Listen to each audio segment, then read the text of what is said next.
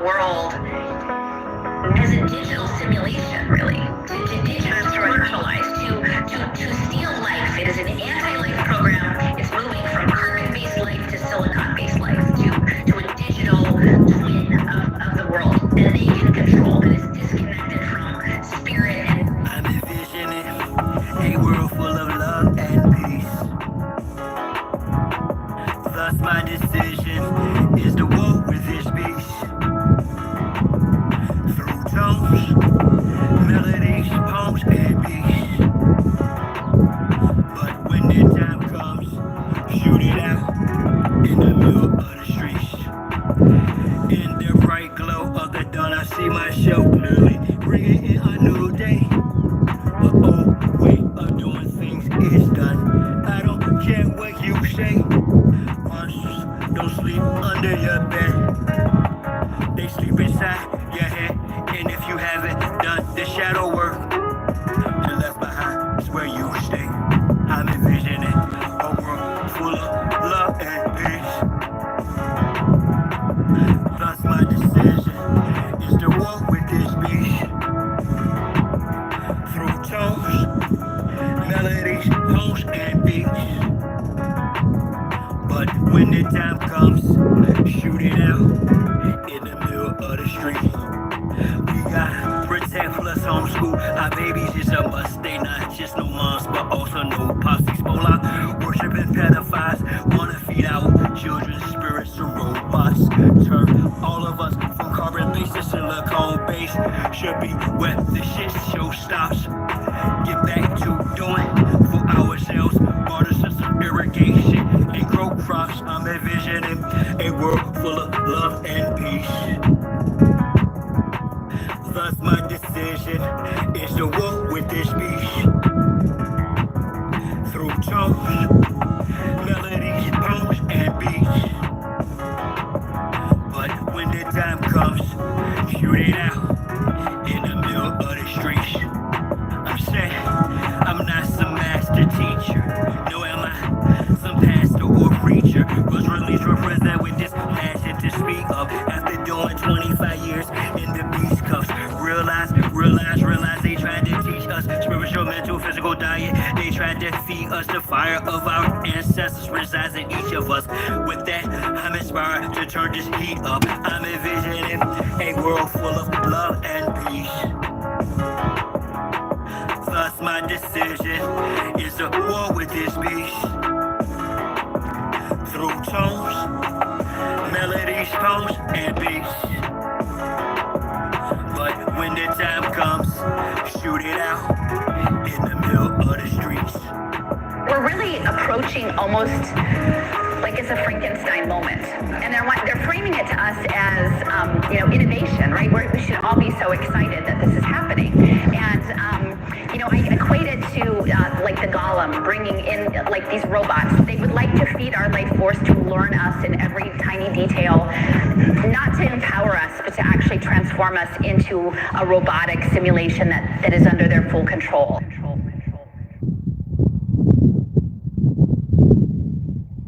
Nah, bro. Come on. Come on.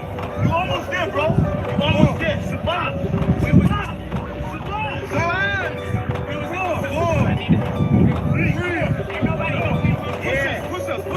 I do it dance for shot down. Who am I but shot down? You young fool, I'm too fly to just slide out. Blue sky but high ground. My crown slash helmet. It's for my aircraft stealth spit. Can't be tied down or even seat belted. I look down, I see green like a Celtic. My heat pulverizes, the cheese is melted. The remnants of cash money, I dispelled it. You did the fusions in my eyes, I beheld it. The finger fucked, it caused my hand, I dealt it. Felt it vibrate from the gut of my pelvic. The buzz particles from ices and velvet shit. So radiant, I keep a dark room well lit. Cause you little goofies are well quick.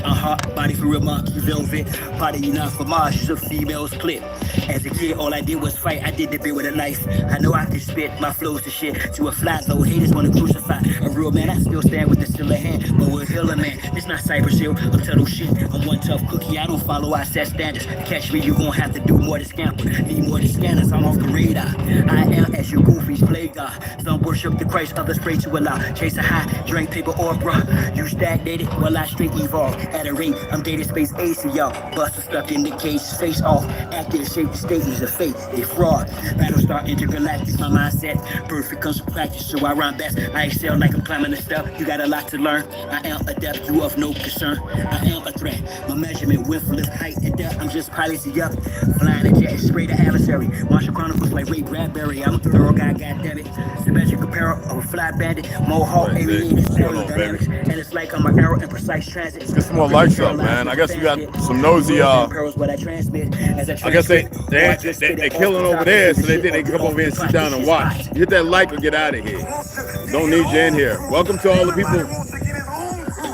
Welcome to all the new subscribers. But anybody come here just to watch, you can get out, get on. I don't want you here. I'm not here. Content creation is not content creation. I hate that term anyway. But anyway, with all due respect to the platform, okay, and the people who do magnificent things on here, just get out of here. Skedaddle. You're not here to learn nothing. Get out of here. Go. You don't want to learn it. I hate that word learn. Anyway, you're not here to receive anything good. Your tidings exactly what they're going to be. I can't do nothing about that. All right? So they can get out of here and stay gone. If they're secure in the way they perceive and what they believe, they don't need to be here. They don't need to be worried about what I'm saying. See, that's the problem. We're gonna talk some biblical stuff today.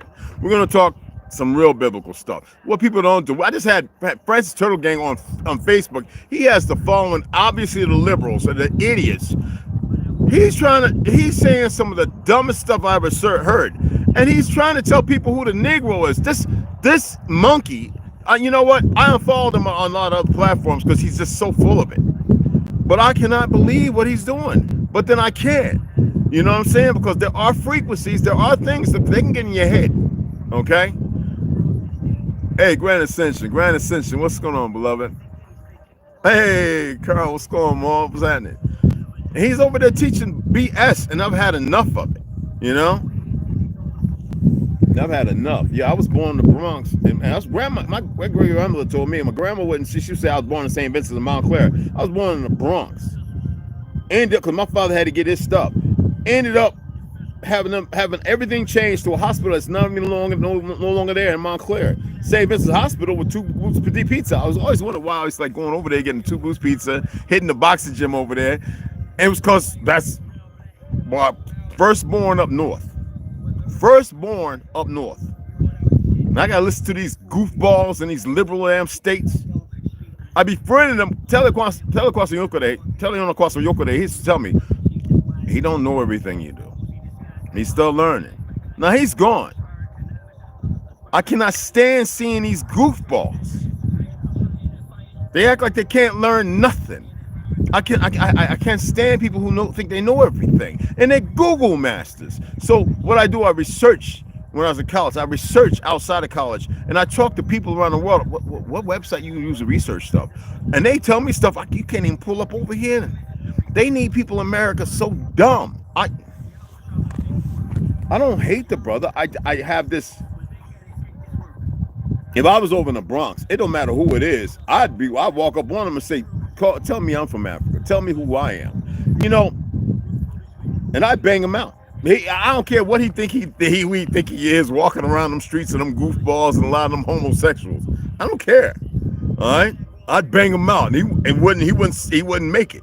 I mean, he would live. I wouldn't, you know.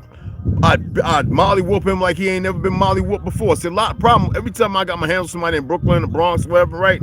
Harlem, even before and after I was a guardian angel, right? 7 years. It was always the same thing. When I was bodyguard and security for Master Move, Mary Jane Models, Black Diva Magazine. When I was doing all that, Curtis Lewa, one of the 4, during the Gotti trials, it was a reason. I molly whoop his behind and I tell him, cry mama, because I'm tired of this stupid stuff.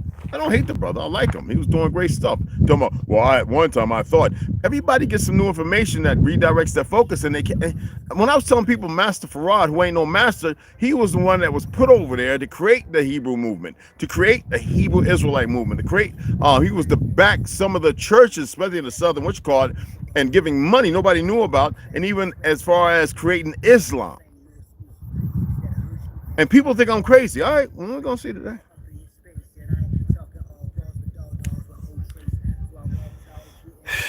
You know, I'm one out of a handful who had their great great uncles that fought in that fake Civil War. You gotta remember, my uncle John Amos was born in 1934. Uncle. My mammy had me 17 in 60s.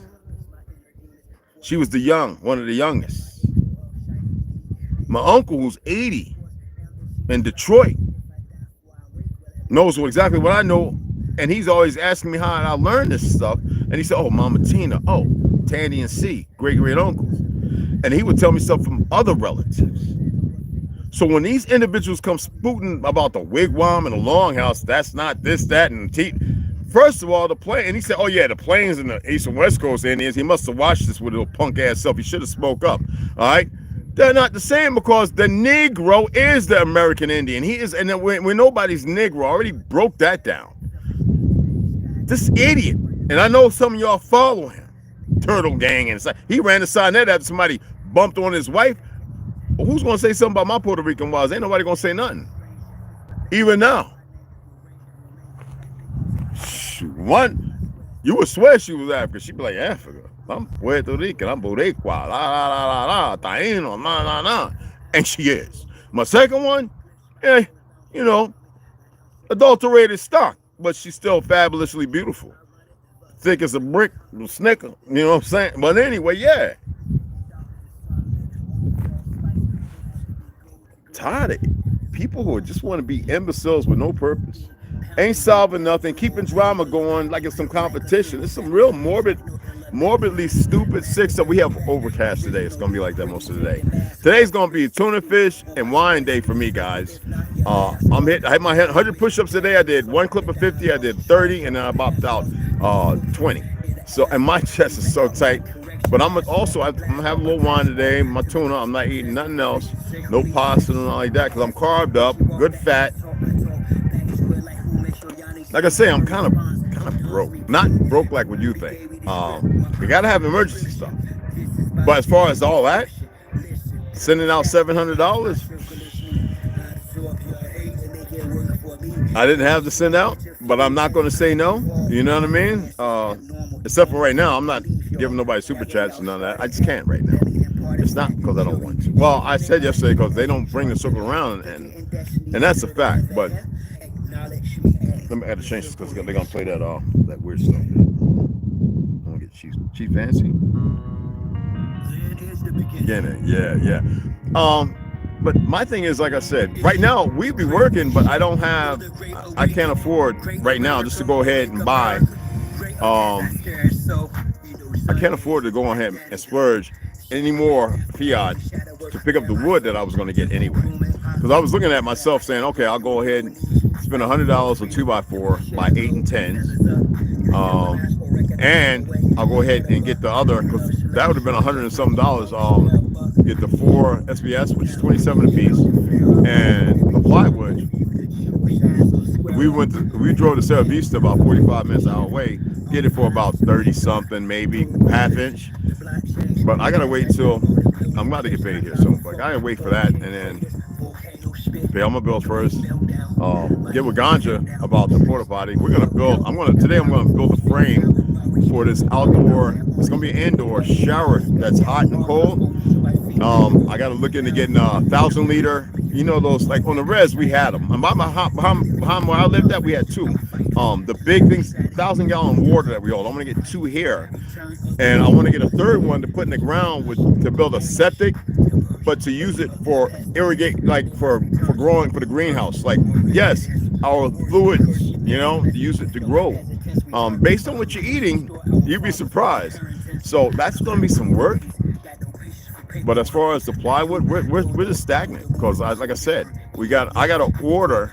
I found a good place. I'm just sharing with y'all, okay? I found a good place to get the moisture wrap and the vapor barrier. So the vapor barrier we're gonna put around in the floor after we get the insulation and stuff. The barrier we're going to put on the outside before we put up the plywood, and then we'll insulate on the inside the moisture barrier. Yes, someone say the moisture barrier, we're not concrete, we're not in the ground, so it's going to go on top of the joist. Now as far as the studs, we could just do the moisture barrier around it, put up the plywood. We're going to use one that's kind of home where we can shingle if we want it.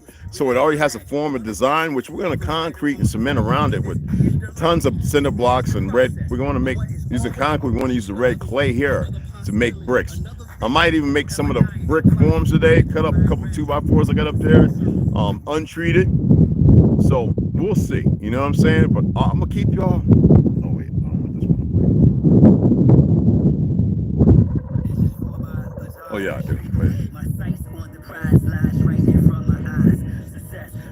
Oh, no. They try to copy strike that. And yeah, okay. So, and y'all gonna see all that. I still have videos I haven't uploaded. They're kind of long. I'll see if I can chop them up. But like I said, we have tons of lumber. Don't get it twisted, y'all. Literally, we have about 4,000 pounds worth of 3,200 pounds of lumber. We need about another 10 to 20, but in time, you know what I mean? Yeah, you know what? This is the way it's supposed to be. But today, I'm gonna have me a little tuna. That's all I'm gonna eat. Maybe some oots chips. Little process right there, I guess you could say. Enjoy my teas and sip on a little wine, and I'll read a book or something. I was supposed to come read yesterday, the day before, and I really didn't want to. I was pissed off a little bit, but because what's going on? I don't see how people are so confused. I guess because I'm not, and if you was closer to me, you would know it, and you would be conflicted depending on how you're living. But I'm not confused at all.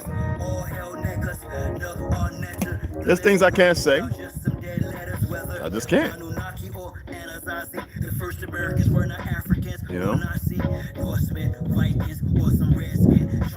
But the simple things, the little dumb things, I'm going to say a whole lot about them. I feel so good. Oh my goodness. 100 push-ups. Hold me to it. 100 days. And then after that, not just push-ups. These right here, boom. Just 20 pounds, 10 pounds, 40 to 50 times. Whole, like 21s, 40 to 50 times. It don't take a lot of weight to get strong. To get powerful, something different. But when you get strong, you can convert your power through here and breathing. I learned that in martial arts because my kicks, I used to study Jim Kelly's kicks, his low reverse, like hook kick, Superfoot Bill Wallace, phenomenal. All his high kicks, like Peter and all those guys know me. I used to kick straight up like Taekwondo. Sabanam, I became a black belt in 9 months. Yes. But I already had like several black belts. But anyway, and those black belts don't mean that you reminds you to keep a white belt mind. 3rd, 4th, and 5th Dan, right? Samoan bone breaking, that was no belts. That was my Samoan brothers whooping my behind, and Brazilian guys was part of that. Whooping my behind left and right. Just, I thought they were gonna break my bones a couple times, man. I was just amazed how simple it was. Especially to grab your throat without consciously thinking or looking and literally pick you up off your feet. And then when I was practicing, I started to realize that it's leverage, and it's just what Bat's kid in the wheelchair was doing. You know, I mean, there's a lot of things I can't talk about. Krav Maga, I still practice Krav Maga every once in a while. Just an application of just movements that are, we say forceful, but how did Levy used to say it? Anyway, he said it for me and the guys. So that's how I used to say it. I have my own way of saying it. So like I said, you know, like 200, the following after the 100 days is 200 after that. And it's up here. It's really up here. You'd be amazed.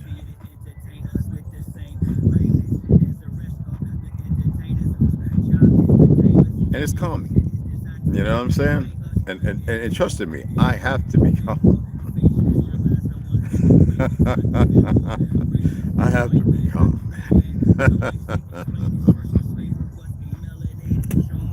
So that's where it's at. But definitely next week you're gonna see some. You're gonna see us, but we're gonna be really knocking it out. I mean, it's gonna be in the 80s and stuff like that. So whatever we have, we're gonna run. We're gonna push it through. It's gonna take. I'm actually ordering the moisture barrier. That's gonna be on the bottom. I'm ordering that next week. It's pretty cheap. It's good. It's a good one. We don't have to worry about off gassing and all that. I was looking into Flex Seal for corners and stuff. I don't have to worry too much about the off gassing like you do right now with, you know, all the stuff they're using. They're using some stuff, boy. We're looking at a lot of construction videos and the walls. I actually want to pay. I was looking at a couple of places over here in Chula Vista, Phoenix. Now that's kind of far up, and it costs a penny. But on the outside of the house, I'm gonna get sprayed concrete all the way around, and then I still want to build up on top of that. That's all I'm gonna say here. I can't say nothing else. And we lead paint. Yeah. All right. So, you know, it's gonna be cool, man. It's gonna be good.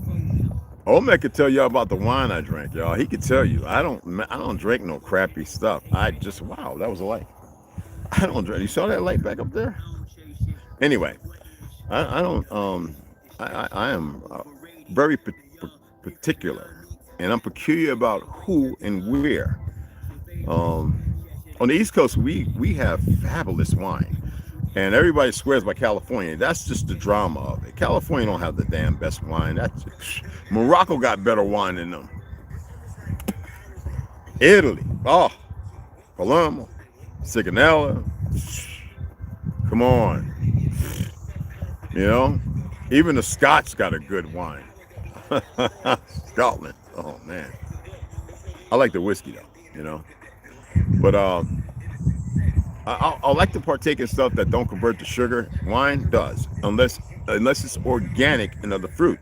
Then you don't have to worry about it, as long as it doesn't have one of those 262 named sugars in it. If it's literally from raisins, plums, and prunes, and well, you know, plums and prunes, one and the same. Stuff like that, then you're good to go. And if it don't have sulfites and nitrates, which messes with your insulin, that's why it's good to have lavender and. I got you get online, fool. I don't think so. That's why it's good to drink dandelion and lavender and stuff. Right now, this is just dandelion and lavender tea, because it's really good. Because lavender can help with your insulin support. You know what you actually naturally. You know what I mean? Dandelion with your liver and kidneys. You don't want to overdo anything, because too much tea, depending on what kind it is, will crystalline. Will become. We're supposed to be crystal. But that's a whole nother thing. When they say carbon, what they're not telling you is the truth. And that way you dimensionally, I can't stand that word, that goofy word either, but you'll be able to see more things. That's all I can say to that.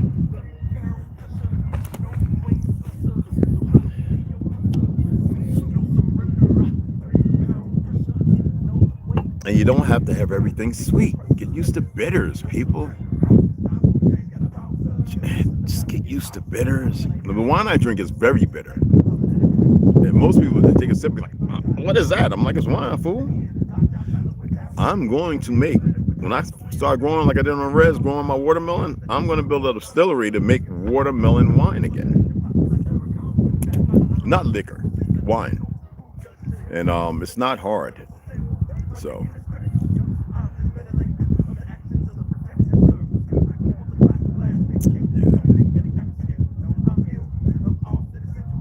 The sun's trying to peek his head out from all the whatever. Hey, Carrie. Hey, Sharon. Baby girl. What's going on, Slaughter? How you doing? Alicia, I got you right, beloved.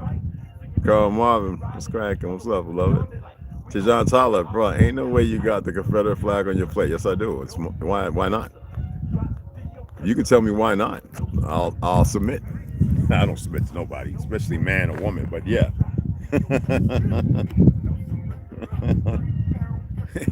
It belongs to me.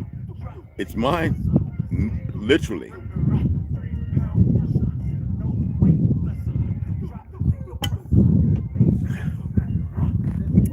Yes, watermelon wine. My ancestors, we used to make it back down south all the time. It was so beneficial and healthy, they had to get rid of it. Then they came up with this chemical in the 50s and 60s called orange julep. I used to drink that a little bit, but I was night train, wild Irish rose, till we realized that it was strictly chemicals. We stopped drinking it like after like a 6-month period. All my uncles, they were, don't drink that, don't drink that. This is what we found out. And night train, all that's chemicals. They start with a GMO fruit and stuff like that, and then they really process it. The alcohol is not what do you call it? What is denatured or something? I forget. Not denatured. It's not natural. And I used to distill my own beer when I was in the Navy in Florida. We used to buy those little round, brew our own beer, and I used to drink Red Rooster and all that kind of stuff. But I was more on the Japanese and German beer, and Chinese rice wine. That was my thing. Yeah, well, you already know, got a little Chinese and, in me. So anyway, a lot of people be like, God dog, man. when I was going to the barracks with some of my brewed beer, people used to come up running with money in their hand. I'm like, I'm not selling this drink, fool, drink. We being there twisted out of frame.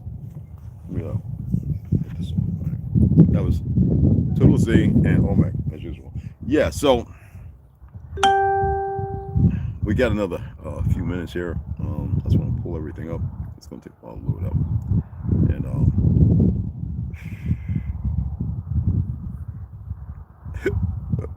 oh, excuse me. God almighty.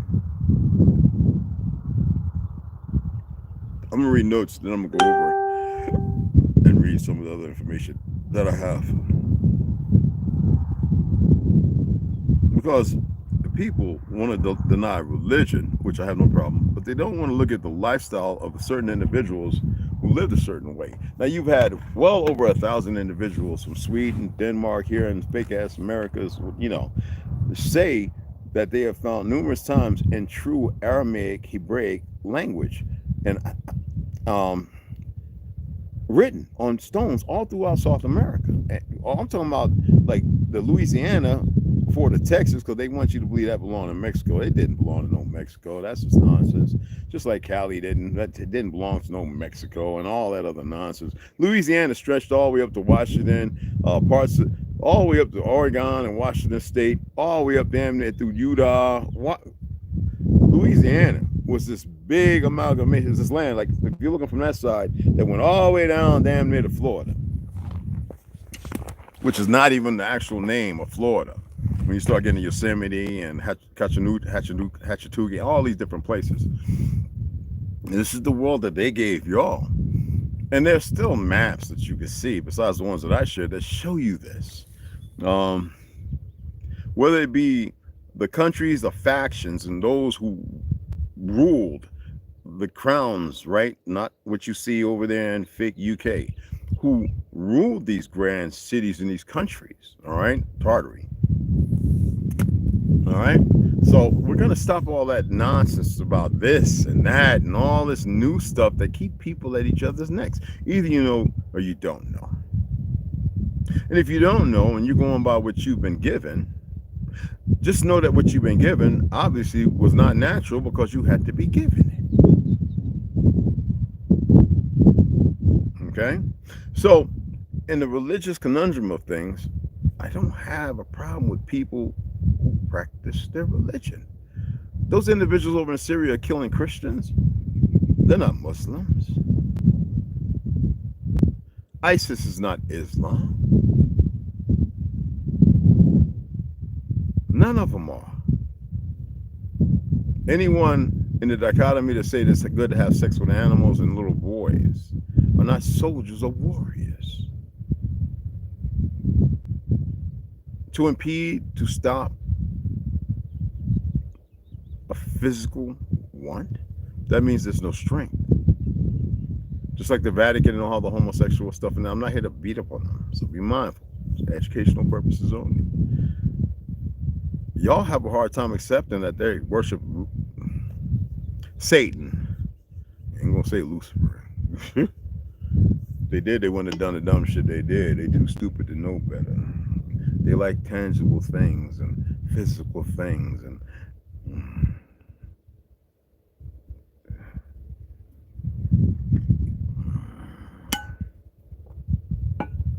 they're too stupid. Don't be stupid. Religion's a beautiful thing, regardless of the idiots that created it.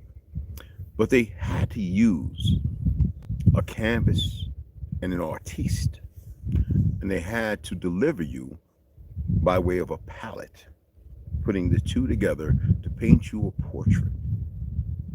But they had to use something in order to give it. It doesn't matter how many times and how many different ways. As you know, there's over, what, 60 to 100 and something different religions. Majority of them know nothing about. How old are they? The fact that they're not practiced now as to why.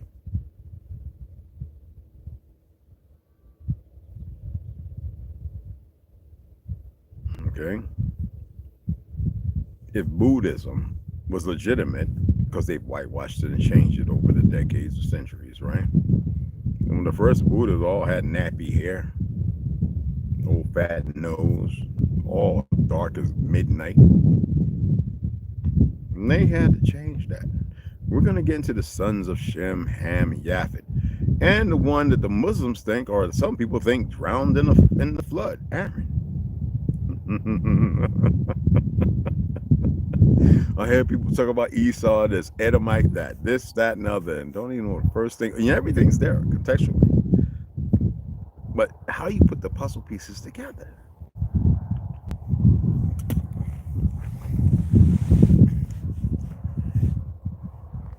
In the biblical story, how many of y'all go to Jeremiah, Ezekiel, this, that, and other, and you could tell me why did the Jews of old kill and then stop all those who are not of the same faith but practicing absurdities and abhorrent things? Do you think there was feelings and emotions that drove them? Could y'all read that? First of all, the black church fell the Negro. Okay? These fatwas and all this stuff in the Islam because of war created by a relative. It did the same thing. It fell what y'all call the Arabs. What is Edom? Who is Edomite? Everybody thinks they have a lock. You have a bunch of Negroes running around IUC talking about Jesus, never speak on Emmanuel, who he was originally, because they don't know. They only go by the Bible, and that's contentious to the fact of keeping people lost because it's still an out of Africa narrative to which paints something that is perverted and keeps people at each other's throats. Because if it was truthful, people would be more receptive, with respect. And they are not, because they are not being given any truth whatsoever. Well, they're giving partials. And it's imperative that y'all study these things and see what is good. What is good to the palate. Going over your labios, right? There it goes. What's going over your lips and that big old cabasa and that big old head of yours, okay? This is very important. You're going to sit there talking about Judeo-Christianity, which is a perversion, I think, created in 19. But we'll see if it says anything about that. Okay. But seriously, there is something really bad going on. I got a lot of homies that are in Ghana, Liberia, created by Americans, and Kenya, all these places created by our people. You know, you think about this, what you call Queen and all those ships, Marcus Garvey, Haile Selassie, and the UN, and the Ashkenazis here. With all the ships, do you know how many people they took over there from 1825 up until 1940? We literally created 4 countries on the so-called Ivory Coast of Africa. We created Ghana, using Brazil, which started shipping their people out 1825 as well, all the Caribs, and even Cuba. Yeah, so all those people running around Ghana, and the majority of them are right from the Americas. Even the dark people of Fiji, they big old afros, Hawaii had some very dark people. They couldn't wait to get them up out of there. No more Tongas and all that other stuff and all the other, it's all the other, the Fijis, the Samoans, and a whole bunch. Half of them don't want to hear the truth, but then I know some that know it. Religion has been a commodity because in this first thing, as far as Judeo-Christianity, which was the hallmark of Marxism, or as you say, communism, you didn't create that.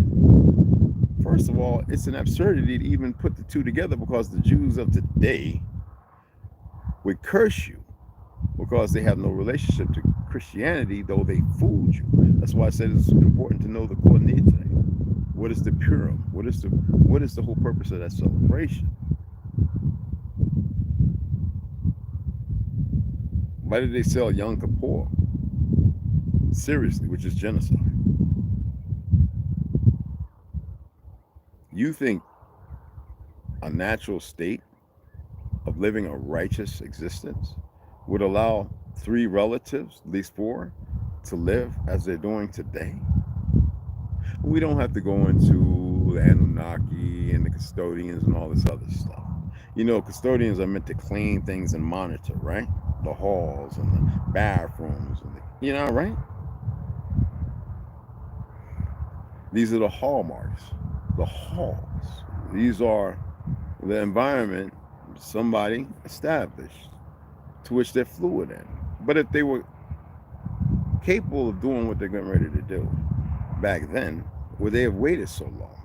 See, this is where you're complicit in their whole diatribe of things. All right?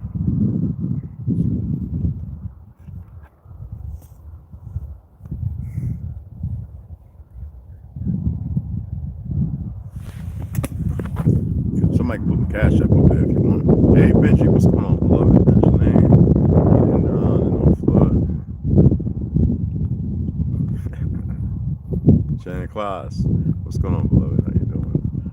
I want to keep things where people like to have the communication, not always about me spouting off about the things that I feel everyone's entitled to, that I've been entitled to. It's not always about that. I like people to look at things logistically, and I like people to use that as best they can in their gut instincts. You don't lean on what I'm stating as facts. I'm not stating that they are.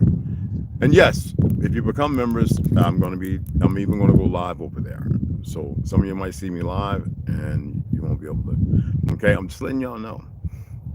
Let's start off. All right, I want to get a little historical relevance to what most people live by, kind of, because if the Christian church, the Catholic church, the Jewish rabbis, and unorthodox Christians, and the Muslims were to tell the truth. Now, I can't lean on Islam because they don't speak on Ham, Japhet, and Shem, or Aaron.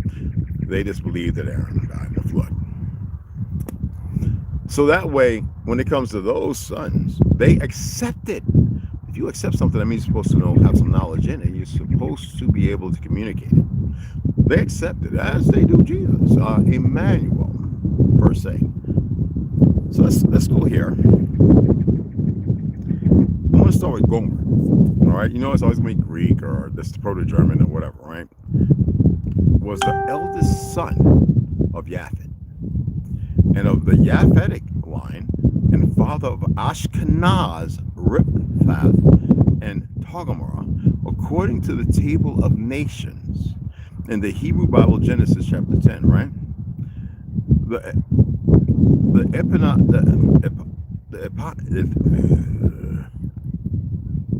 The eponymous Gomer, all right, standing for the whole family, as the compilers of the Jewish Encyclopedia expressed it, is also mentioned in book of Ezekiel, chapter 38, verse 6, for those who don't know.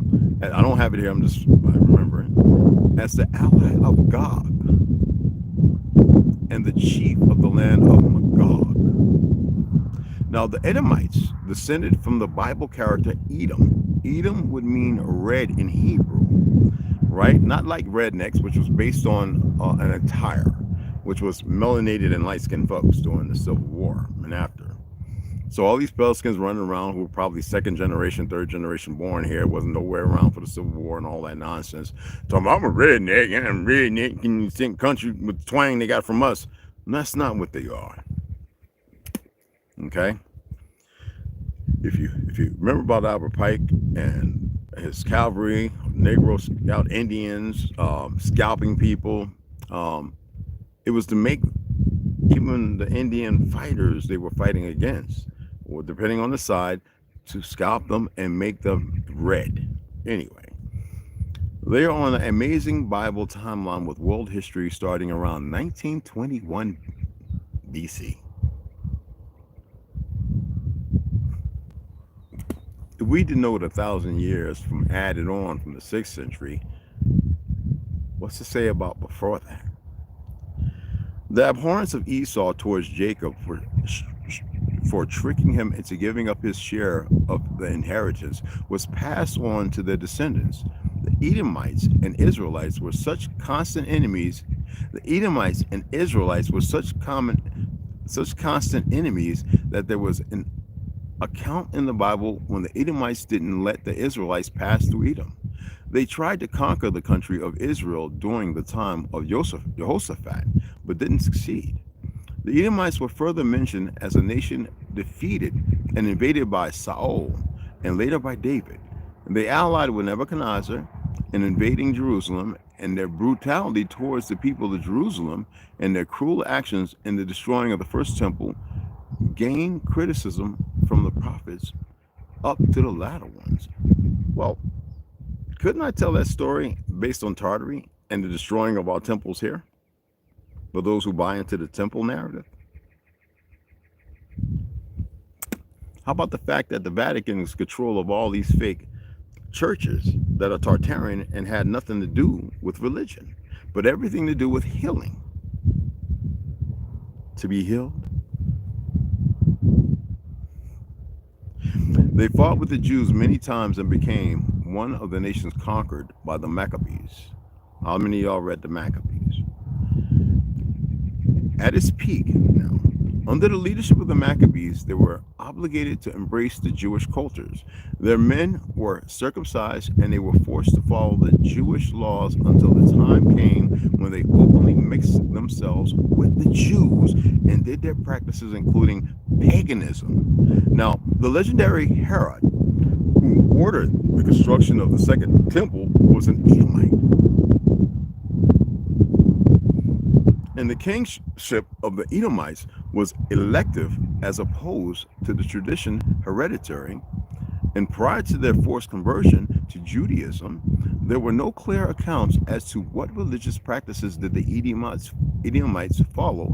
And some thought that they could have been worshiping the deities of El, Moors, El, Baal, Allah, Santa Claus, and Asherah, just like the Levantine Semites, which the word Levitical comes from. Now, the land of the Edomites, right, inhabited the country of Edom, which would refer to the Mount Seir and Idumea. Mount Seir was previously inhabited by the Horites, who were cave dwellers, and the Edomites had likely copied this. Now, Edom was mainly covered with mountains, with its principal ancient city of Bozrah. During the time of Amaziah, Petra was the capital city of Edom, and with its important seaports built in Elath and Ezion Gebar. It was situated inside the legendary southern Levant in the southeast portion of Palestine, covering a few of the most fertile areas in Israel. Well, we know that's not Israel over there. Okay? And where is some of the most fertile land? Or was. It also played a significant role in the caravan trade route, as it was located in the middle of the Arabian Peninsula and the Mediterranean Sea. Because of these, the Edomites flourished in agriculture and cattle raising compared to the other cities that were situated in the barren areas, but they listen, gained most from the taxes they imposed on the caravan traders that passed through their area. Now we know that the true Judeans didn't tax nobody. Nobody. We didn't know what fiat. We didn't move in fiat. Render unto Caesar's what is Caesar's. Edomites in the Bible. You can look in Genesis chapter 36, verse 9. Descendants of Esau. We can go to just the Genesis 36:43. The Magdal and Iram as the leaders of the Edomites. 2 Samuel chapter 18, verse 14. 1 Chronicles chapter 18, 13. Verse 13, the Edomites were conquered by David. You can look at all that. 1 Kings 11:1. We can go to 2 Chronicles chapter 25, verse 14. Edomites were defeated and killed by Amaziah. If they were defeated and killed, then who were they today? Right? Psalms chapter 13, verse 7 and 7. Chapter 137, verse 7. Excuse me. The Edomites cruelly destroyed the foundations of Jerusalem. Well, who are the Horites, first of all, right? Let's pull that up. All right, Horites, a Canaanite tribe, the Hurrians, right? Hurrians. The Horites of the Old Testament also came to Canaan from the north. They became the Urartu, who were the enemies of the Assyrians. The Assyrians tried to subdue these people for centuries, but they were never able to defeat them. They lived near Lake, listen to this, Lake Van, also called Nahri. They are the Hurrian and descended from the Midianite kingdom. Now, who are the Horites? And let's have a deeper look. The Nephilim tribes of Canaan. Man, I like this. So Amalekites, Edomites, Edomians, and Khazarians, Jews. Thus, while it is a fact that all true Jews are Israelites because they are descended from the house of Judah, it can be proven by research that not all who say they are Jews are true Israelites. After many years of research, Arthur Koestler, the well-known Jewish author, published a 255-page book titled The 13th Tribe. In this, he proves that the East, and I read that book, it's back there a ways, okay? In its totality, proves that the Eastern European Jews who migrated west are not Israelites or Semitic, but actually Khazars, Mongols, and Huns. Why would they not use their relatives to be us, Indians, or anything else? Kings and queens, right? Arthur Koestler, the well-known Jewish author, and they shall call them the border of wickedness, and the people against whom the Lord have indignation forever. Malachi. You should be taking notes and look at this stuff. Unless y'all just such great biblical, how do you say it? Biblical magicians. May God enlarge Japhet. Pay attention. May God enlarge Japhet, and let him dwell in the tents of Shem, and let Canaan, who was around the Indians playing the Indians, and let Canaan be his servant. Now, Indian isn't a proper term or word, but owned by the state, and we'll throw that out there. Canaan be his servant. In Genesis chapter 9, verse 27, okay? As the tents were the possession of the wives, and Jewish ethnicity is traced by the maternal line, the people of Japhet are counted among the Jews' ancestors. Why was it important to marry our women? Now they're marrying all kind of Africans and everything. They weren't doing that before. Show me. But now, they're going crazy. Okay? Because they're ignorant. They think we're all one and the same, and we're not. And we'll get to that. Hebrew. Hold on. The light's playing with it. May God enlarge Japhet, and let him dwell in the tents of Shem, and let Canaan be his servant. Again, Genesis chapter 9, verse 27. As the tents were the possession of the wives and Jewish ethnicity is traced by the maternal line, the people of Japhet are counted among the Jews' ancestors. Now, Hebrew, his tent is written as Ahalo. I forget how to pronounce that. Ahalo. Okay, Halor. In Genesis, I think that's chapter 31, verse 24, 5. Anyway, this provides a significant anthropological clue, as the Hebrew linguist Jeff Benner notes. The tents of the Bedouin were not the property of the men, the Arabs, the Bedouin, okay? But instead the wives, and this is facts. In their culture, it is not his tent, it is her tent. Absolutely. Assuming this is not only true for the modern day nomads, but also the Hebrew nomads of the Bible, it would explain the spelling of Aholo, or whatever, how you pronounce it, right? Ahaloh, excuse me.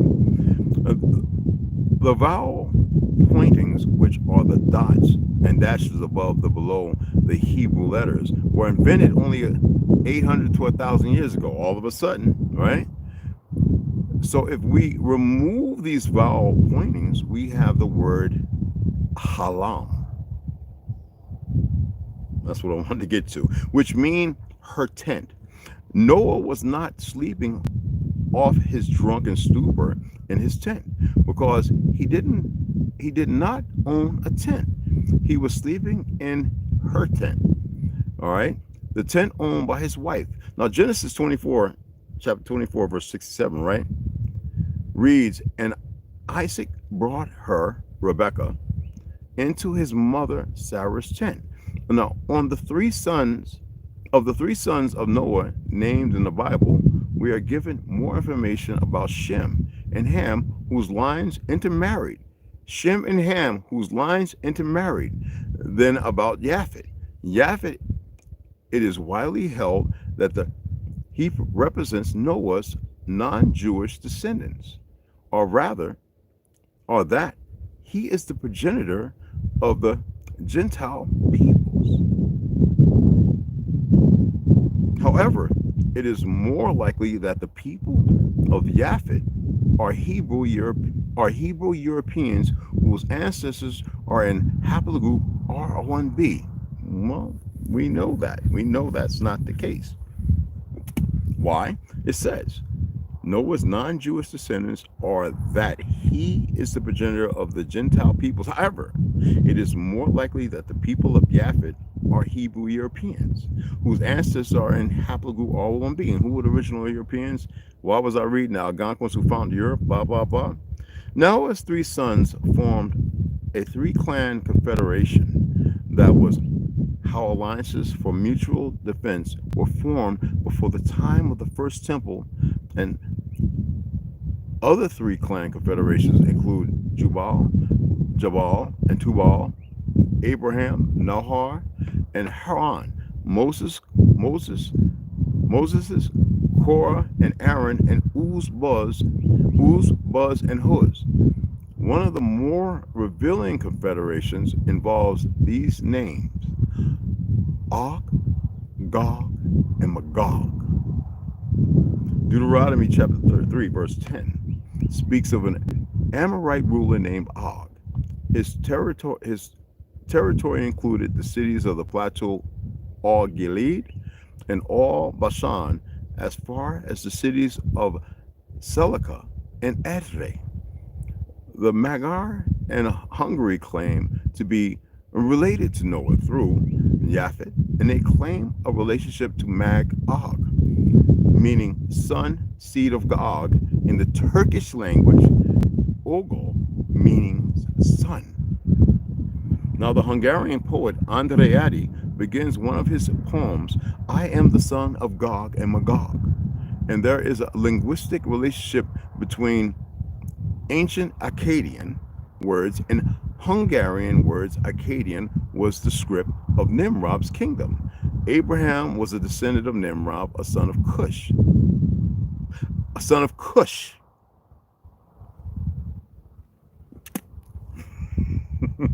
The name Og appears in Scottish history. There was a ruler called Angus, Og, 1299, 1330, right? And during the 1200s, the Star of David appeared on Scottish coins. The Scotch-Irish term, and that's why we have the York's the Scottish Rite as far as Masonic order, right? Hold on. Scott-Irish term for sun, Mac or MC, is the equivalent of the Hungarian mag. Now, the peoples of the British Isles have a custom of naming twins in a similar way. C.S. Lewis mentions this, The Horse and His Baby. You can check it out, The Horse and His Baby, all right, by C.S. Lewis. There is Dar and his brother Darren, and Kor and his brother Koran. Now, the names of these three sons tells us a great deal about them. SHM is related to the word for son, Hebrew, and Shamesh, Arabic, Shams, when you look at the words, and it seems like it can be confusing, and it's not. HM refers to dark color or skin burnt by the sun, and his name in the, listen to this, Masoretic text is Cham, which is related to the feminine word for the sun in Hebrew, Kamah. Japhet has the initial Canaanite, Y, a solar symbol that indicates divine appointment. All three sons of Noah are thereby identified with the solar symbolism of the proto-gospel. The sun was a symbol of the creator, Ra, Ani, and his son, Horus, Enki. So it appears that the three sons shared a common religion, and an aspect of that religion was the belief in a Father God who shared his glory with his son. His son, plural, which means sons, but his son, each one of them, all right? In Genesis chapter 9, verse 27, we are told that God shall enlarge Japhet, and he shall dwell in the tents of Shem. This doesn't support the view that Japhet and Shem were separated by great distances. It appears that the two lineages dwelt together and intermingled. Now, the descendants of both Japhet and Shem are found in Europe, Turkey, ancient Anatolia, Pakistan, Bactria, Mongolia, and the Upper Nile. This explains, and we know the Nile is here, Seven Rivers is not over there where I sailed through in the military, okay? We know it's right over here, and we're not even going to hash that out. We're the only one in the Mississippi that has 7 offshoots, okay? Told you they use everything, and they could keep the confusion up, right?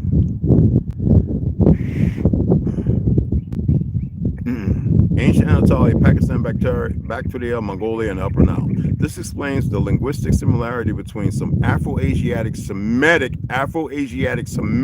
names and titles in Turkish, Pashtun, and Mongolian, including Joki or Joktan, Yaktan, all right, Y-A-Q-T-A-N, Berri, Malik, and Khan.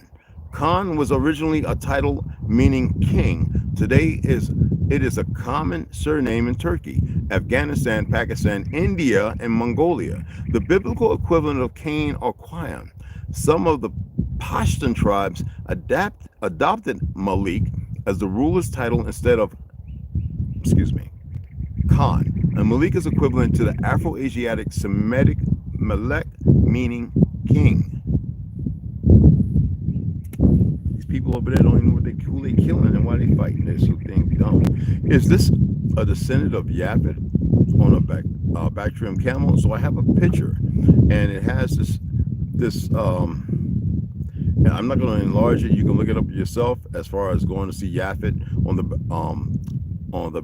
Bactrian camel, pull the picture up and save it yourself, and share that so they can see. Man, it's an old painting.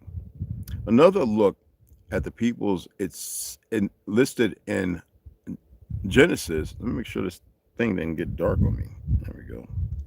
Because this is bad lighting out here.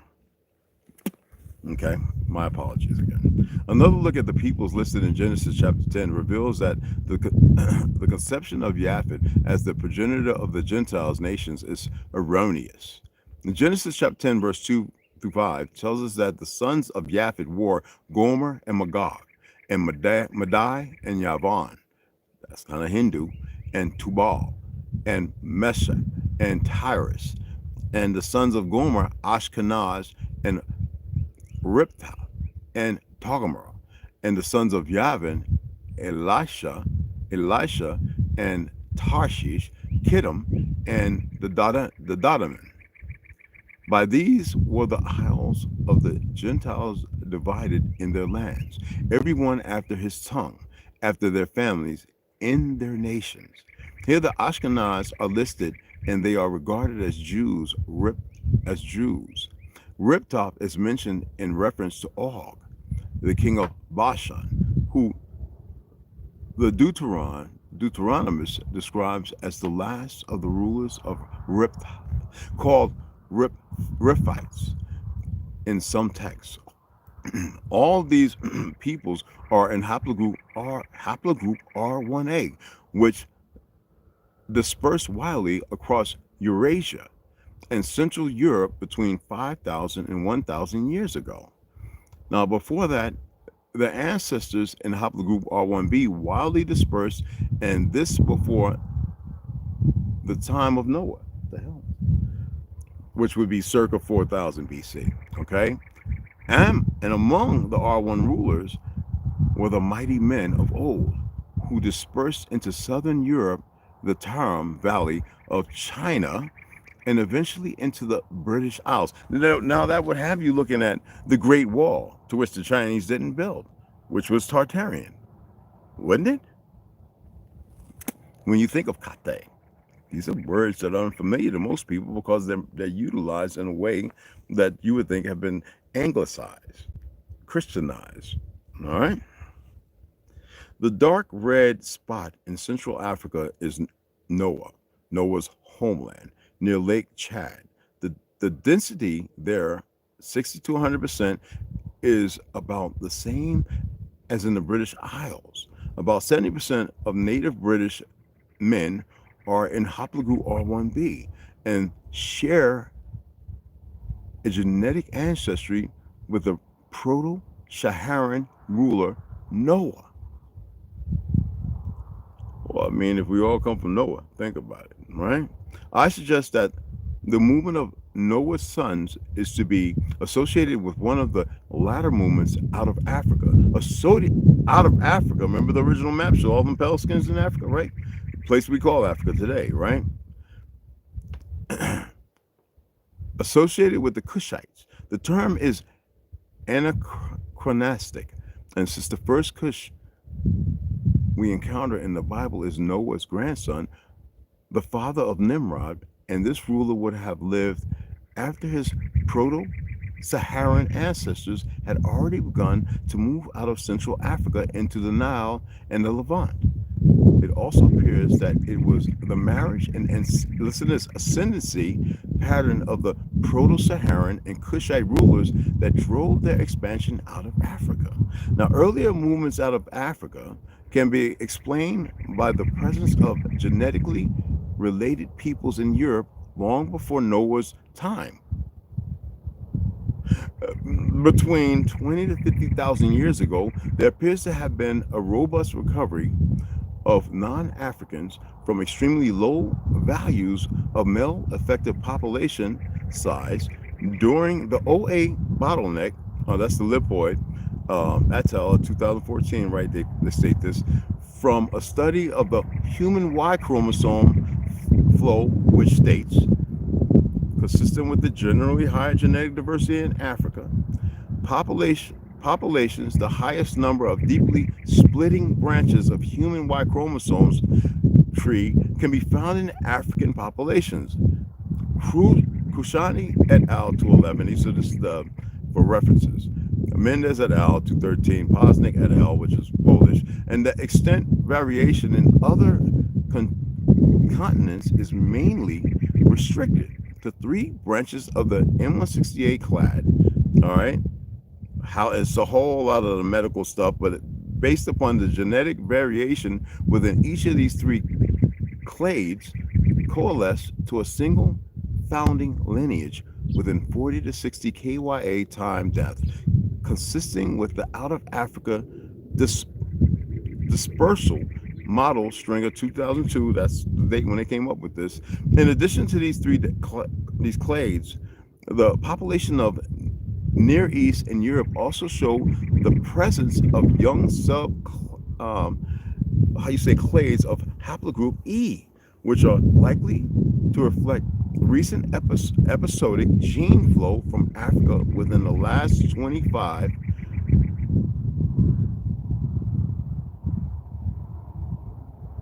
I would think 1,000 years or whatever, and a range expansion of a subclad E2A1 V13 in Europe within the last few thousand years.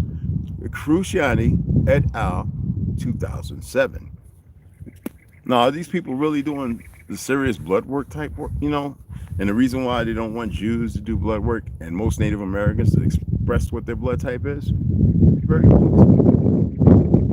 Okay, a closer look at biblical data explains why Japhet is thought of as the father of the Europeans or the founder of the Vedic nations. However, he and his offspring are relatively latecomers to Eurasia and Central Europe.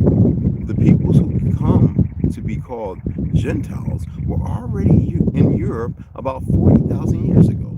Genesis chapter 9 verse 27 refers to the latter spreading out of the territory of Japhet in the tents of Shem, and the relationship of the lines of Japhet and Shem reflect the complex and intricate connection between the earlier history of the R1B, R1A peoples.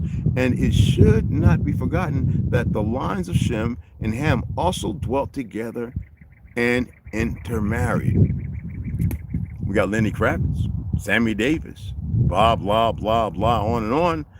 3 of my German descendants, 2 were dark and 1 was light skinned. We got Drake out of Canada. We got a bunch of y'all. I already showed there's a whole bunch of light skinned folk on their documents. Says black and Negro with blonde hair, blue eyes, green eyes, red hair. You think that's a game? Hey, who is Canaan? All right, let's look at who is Canaan. Canaan is a person found in the Bible. He is referred to in many different places, such as in Genesis 9 and 10 and 15. Canaan was the 4th son of Ham and the 6th son of Noah. He was also the ancestor of certain peoples who lived in regions around the Mediterranean Sea.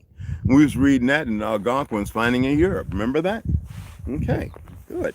I'm grateful that some of you remember. Now, was the 4th son of Ham, remember that, and the 6th son of Noah. So Canaan was the 4th son of Ham and the 6th son of Noah. He was also the ancestor of certain peoples who lived in regions around the Mediterranean Sea. Now, the Canaanites were an ancient Semitic people who began to settle. The Canaanites, Canaan, all right, 4th son of Ham and the 6th son of Noah, was also the ancestors of certain peoples who lived in regions around the Mediterranean Sea. Ethiopians, the doggone right? Who began to settle in the lands of Canaan sometimes around the 18th century BC. Their culture, language, and customs were similar to those of the Israelites. Similar. Ham, the youngest son of Noah, born probably about 96 years before the flood, and one of 8 persons to live through the flood. He became the progenitor of the dark races, but not the Negro. But he did birth in the Egyptians, Ethiopians, and Libyans, and Canaanites.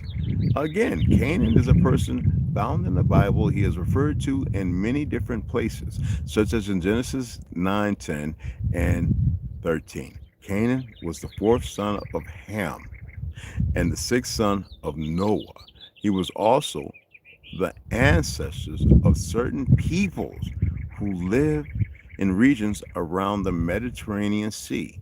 The Canaanites were an ancient Semitic people. What is Semitic? Would that literally be of Shem, or the intermingling and those separated and ousted because they look different?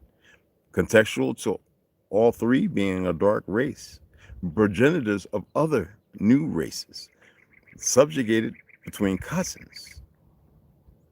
Why is it so hard to conceptualize the reality of those being accepted because the bloodline of Noah? Shem being the oldest, Japhet, the confusion.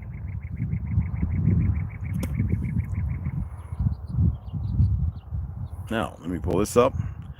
The Judeo-Christian fraud, con job, find out who stated this Babylonian cult and when in order to infiltrate and subvert Christianity. Now, Judeo-Christian is an oxymoron, as Judaism is communism and Satan. Listen to this: Judeo-Christian is an oxymoron, as Judaism is communism, Satanism, and is anti-Christ and anti-God.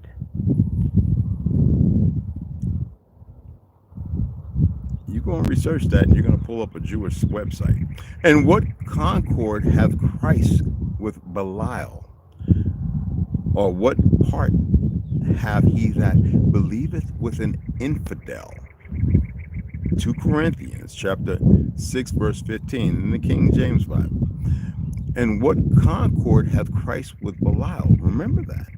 Now, Judeo-Christianity is not only an oxymoron, but a tool Jews use to place their foot in the door and subvert and destroy a religion they themselves hate. And you see that today. There's thousands of videos of Japanese, Chinese Christians, Black Hebrew Israelites. Yo, you got to see some of them videos. Ethiopians, what they were doing to them in the military, what they did to the first women Ethiopians by, causing them not to be fertile no more. Who would do that, claiming to be a Jew? Anyway, the Judeo-Christian con job, okay? The Judeo-Christian con job, the phrase Judeo-Christian contains two words that are poles apart. No amount of squeezing, mashing, and mixing will produce an amalgamation of such a heterogeneous concoction, and they will never become a homogeneous whole. So why the attempt? That will be easily answered when it is realized who is making the attempt. Now, who has anything to gain? Now, read what it's writing here. This message will identify the sinister force that is perverting all things which were held sacred and were the foundation stones upon which the United States of America was built.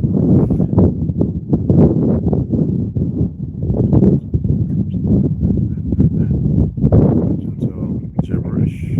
Who killed Christ before the world was? The Jews and their lives. We're not going to get into all that. What is that? I'm not going to talk about it. What was once old is now new again. Substituting the name of Jesus with words like Yeshua and Yahweh is just another in a long line of satanic word games. Yeshua alludes to the same thing as Allah, Baal. Just as Yeshua or Yahweh is Yahdoabeth when you want to get into Hindu or the Talmudic origin. All right? Look it up. It's not hidden. It's just another in a long line of satanic word games. In today's episode, we explore the Judaizers behind it and why you should reject it. And then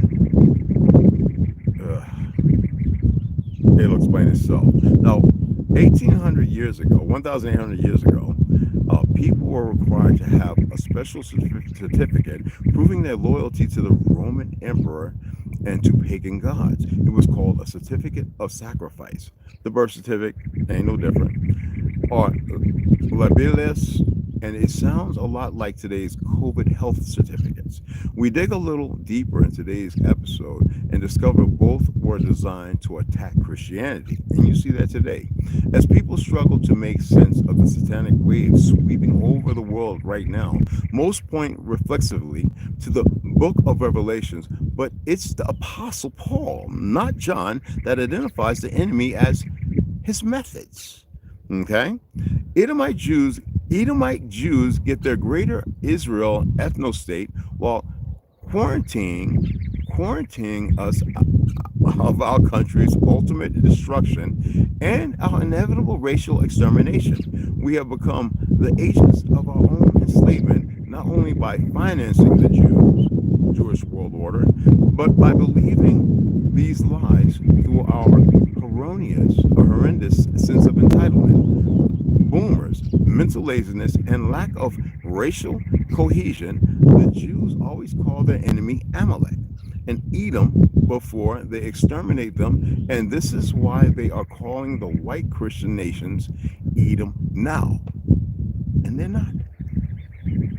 And you see these fake religions pushing the same thing because they bought into the narrative as if they partake in it, and right? Judeo-Christianity as if it would save them or something. Now, the bombshell, the Antichrist has arrived. To find out who is going to rule the world, it's a great video, blah, blah. We're not going to play that. I could play and let you listen, but it's about 30 minutes, and we're not going to do that. So the main Antichrist, the big dictator, is here. Antonio Guterres at the Luciferian UN is the main Antichrist that will be the one world dictator that will run the world government for the New World Order. He is referred to as listen to this, the little horn in Daniel 7 and the beast that comes out of the sea in Revelation chapter 13. Pope Francis is the beast that comes out of the hearth, as he is the false prophet. And note that Antonio Guterres is a Portuguese Jew. Kill Bill is a German Jew, and Pope Francis, or Dope Francis, is an Argentinian Jew. These three knuckleheads are all fallen angels and super evil, and they want all non-Jews dead.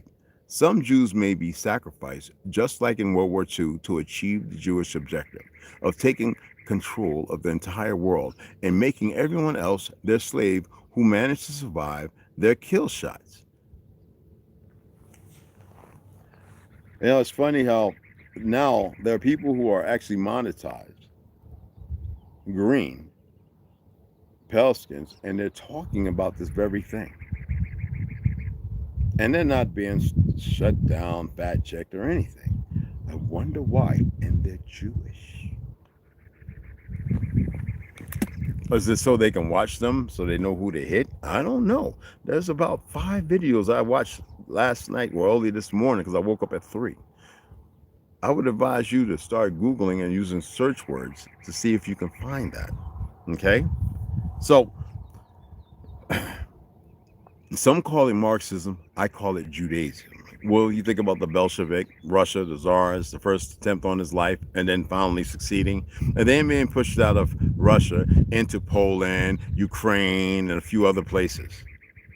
Who's in control of Brazil and Mexico? How come nobody really looks beyond the scope of it? I'm only asking because it's important. When we think about the Hindus, a lot of mixing there. Who are they as far as Gog and Magog? Because if you think that Yaffa didn't have some dark-skinned people, you're a fool.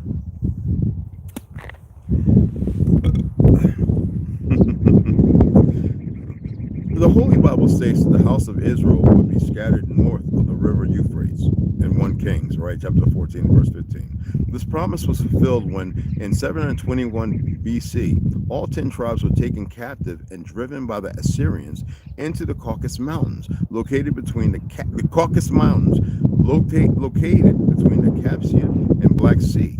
in 2 Kings, chapter 17, verse 6, and 18, verse 9 through 11. Hosea, chapter 2, verse 6 says, I will hedge up the way with thorns, and make a wall that she shall not find her paths. Great wall. In this way, God was making it clear that the tribes were not to return to Palestine. As Israel left the mountains and migrated into Europe and finally to North America, they became known as Caucasians. Now, who are the Caucasians?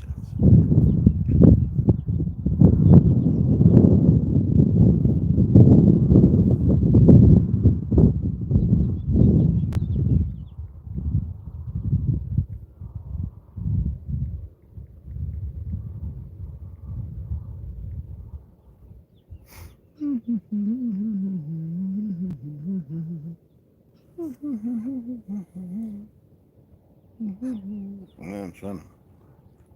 Okay.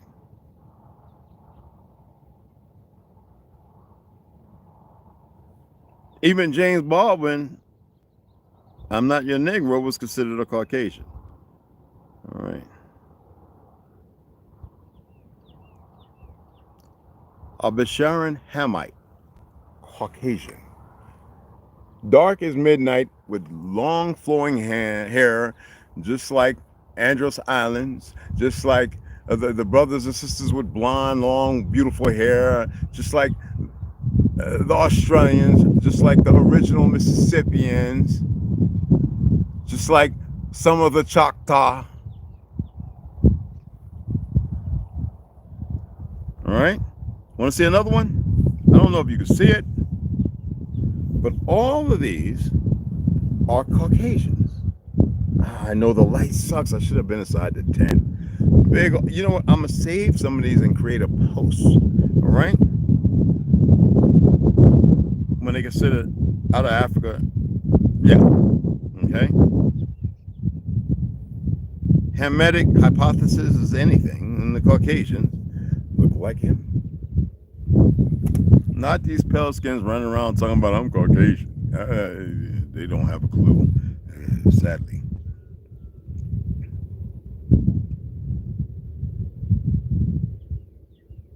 Sometimes an infestation of parasites is so thorough. Oh my goodness. Ugh. Sometimes an infestation of parasites is so thorough and overwhelming that the host doesn't even get to keep its original name. In part 1 of today's episode, when y'all want to go look at the video, you can. Okay? And let me let y'all know where you can watch this at. Okay.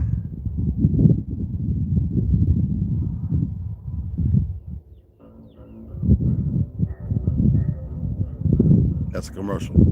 Hi everyone, I'm Dr. Jessen, and today I want to share something. Skip the ads. Hold on. I'm gonna turn it up and get to it. Hi everyone, I'm Dr. Sometimes an infestation of parasites. Just go to is so FBN. thorough and I know a lot of y'all be like, the host doesn't even get to keep its original name. In part 1 of today's episode, we explore the recent creation and destructive history of the word Judeo-Christian. Again, all right, TBN. Check it out on YouTube. Give them a shout out, okay? Reading some of their material. I'm not going to read all their material. It's a lot. They're pretty harsh on everything. And not everything is TBN. A lot of information is from a number of Jews who converted to Christianity. I think they would know. And we're talking about old cats, 2 geezers in their 70s and 80s. Okay? Let me go over here.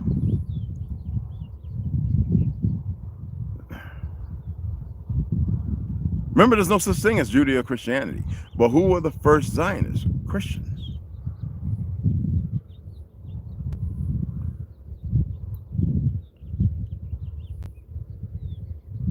Okay. All right.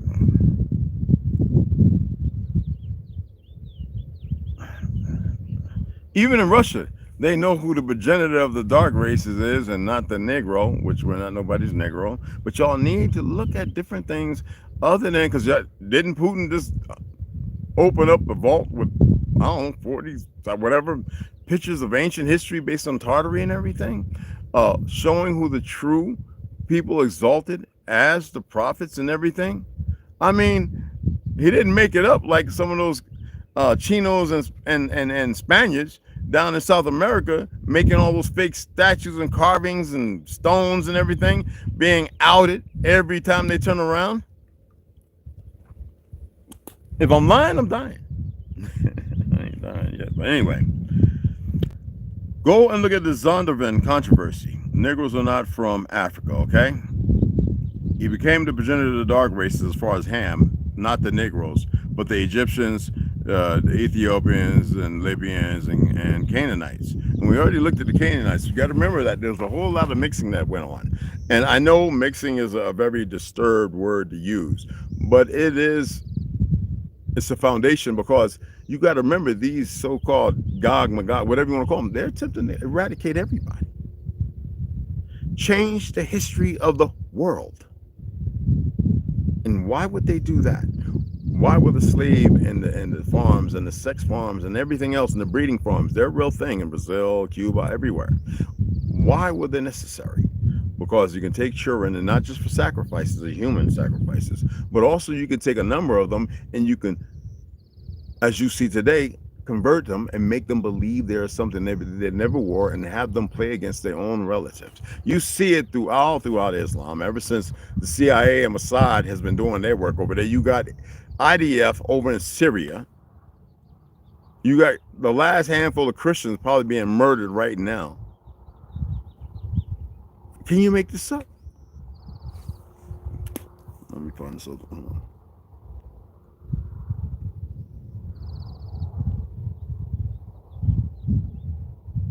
So you got to remember the word Canaan, which means merchant, right?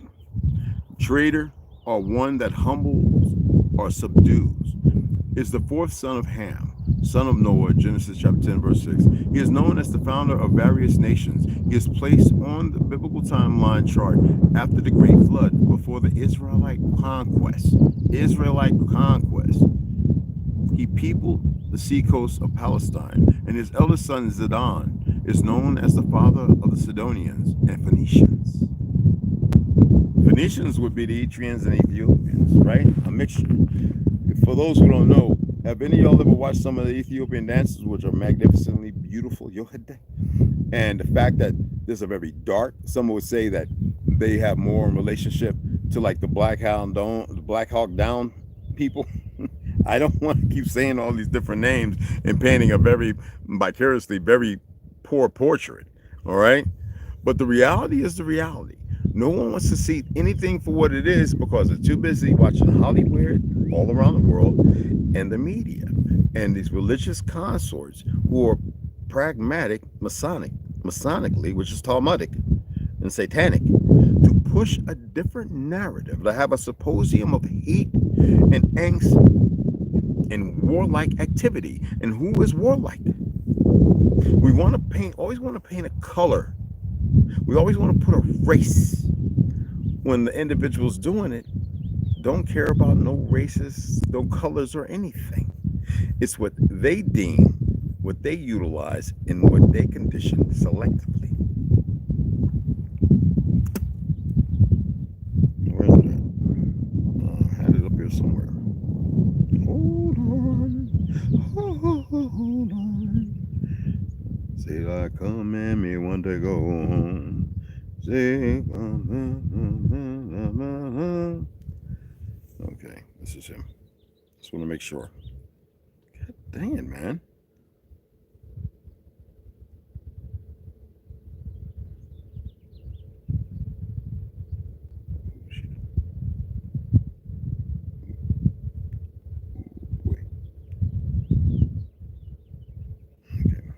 Can't see. Hold on. Damn it.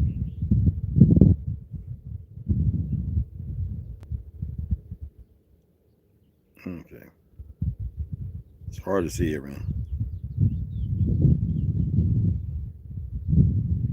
Because everything everybody argue about and fight, and all them people cursing and when you die in the fight and all this other stuff, They have no idea what they're saying, what they're doing, and the division, unless they're put to the task to do it. Remember, all you gang members and everything out there, yeah, white conspiracy, all y'all have feds in your ranks, and that's all I'm gonna say to that. I'm trying to do a lot of portraits and stuff. Sorry about that.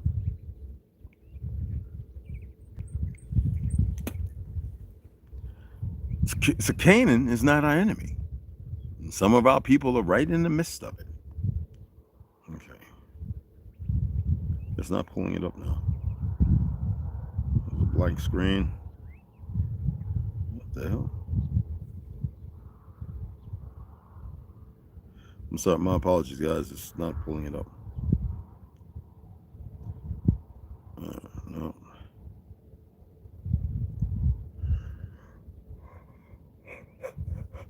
Excuse me. Why is it not pulling it up?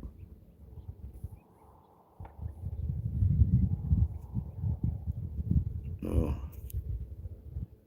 Let's see if we can pull it up over here.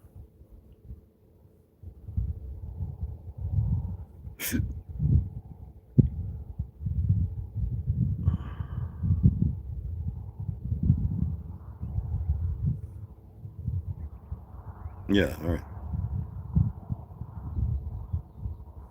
Yeah. Pop-ups.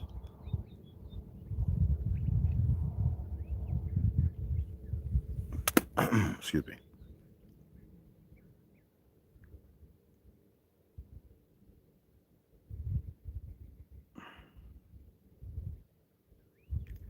That's not it. You won't pull it up. It's pulling up blank. Yeah, I'm going to go and try it again.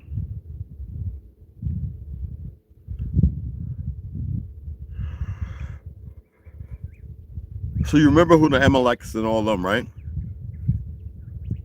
Okay. Okay. So, who were Hosea and Gomer in the Bible? Their life together was an enacted prophecy pointing to the pain God experiences over our sin and the love he feels for us despite it. The words of Hosea's prophecy concern the wrath of a spurned husband and the forgiveness of a true love, right? Hosea was a prophet during the reign of 4 different kings. When you go to Hosea, read chapter 1 and verse 1, right on. Spanning approximately 30 years in the 8th century BC. And Gomer was a promiscuous woman, and that's in verse 2. And the Lord told Hosea to marry. Now, their life together was an enacted prophecy pointing to the pain God experiences over our sin and the love he feels for us despite it. And the words of Hosea's prophecy concerning the wrath of spurned husband and the forgiveness of true love. True love, if it would be from the Creator and the one true God, or 5, or whatever, right? Would allow such a marriage. Hosea was called to the ministry of a prophet early in his life. And the book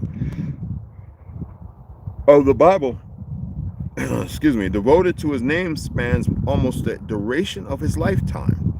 What we see as 14 pages of the Bible are snippets of a life devoted to the work of God. But he married a woman from Gomer. We see many righteous people when we paint the portrait of Gomer today. Choice. Everyone has a choice. If you think the sons were supposed to be killing one another, who would be entitled to win something from that? By the narrative. With all this chaos going on, and those who subjugate themselves to bloodletting, sacrifice, and seeking the most purest and innocent for the highs, to be able to still capitulate and catapult themselves into a web of darkness. Yes, adrenochrome and a number of other things. How did Mr. Bodybuilder Joe Weider himself create steroids? He used cadavers to create anabolic steroids. Think about it. Do you think adrenochrome is the only thing for the DMT? That shows y'all don't know nothing. And do you think that Well, look at the K2 and spice and salts, bath salts, and the meth and everything else, the crack, and what they have people out here doing immorally. Do you think there is not a lower visage of drugs that subjugate and destroy by deterioration, and that one which is locked away for the elite who are not elite at all, but a perversion based on subjugation and selling out one another for further destruction? Do you think that something will come from that and arise that is meaningful and beneficial? Do you think that the agents that are moving around in the dichotomy and moving in the narrative of torrid adventures and destruction are with purpose or without? Do you think that it matters about religious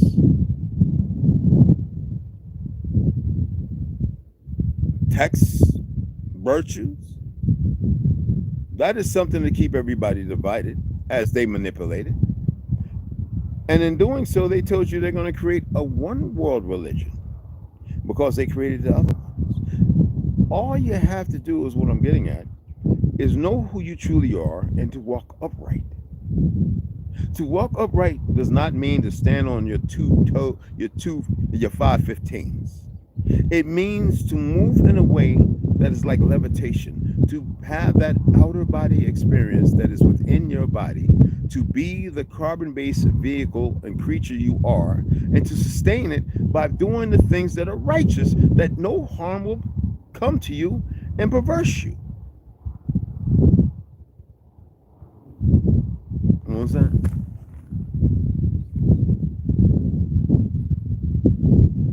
Yeah, but well, not all of it. It's not Esau. It's a manipulation. I just read who Esau is. Esau is not Japhet or Gomer, but a Canaanite from Ham, and who is not what people think. That is that bullshit Hebrew stuff, bro. That is created by Master Fraud and all the zealots who work in the Vatican. You must remove all that unless you really know how to break it down. And it's not a hard thing, but it is not as simple. Most people won't look at all these things because the edifice will have them pointing at something to keep them at each other's necks, which you have to change. For it is not righteous to be the beholder of the eye of Hasatan.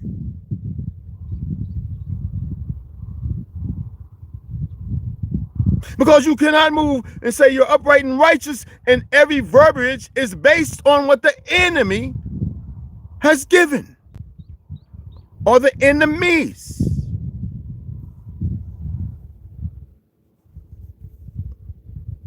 It's not complicated. We complicated it because they complicated it. Verbatim. If we are repetitive in the world they gave, and we therefore we cannot see anything outside of it, no matter what we read. Majority of people that talk the way they do, they haven't really went nowhere. They haven't touched the rocks that cry around the earth, in the small fountain of water that they're in, when there's an immense expanse of rivers, oceans, and lands.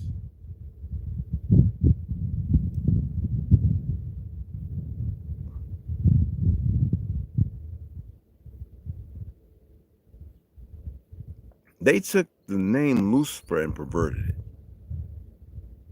saying to it as a dying knight, and perverted by an idea that's associated with a deeper perversion, just like those who take God and single it out as to what God, when most people think they are praying to the one and true God, who is the true God, as if the creator of creation itself would need anybody to worship something it can do 1,000,000 times over.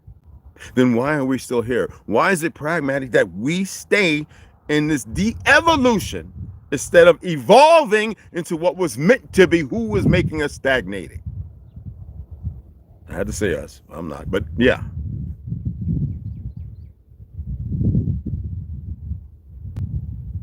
No, Yahweh is Yadorabeth.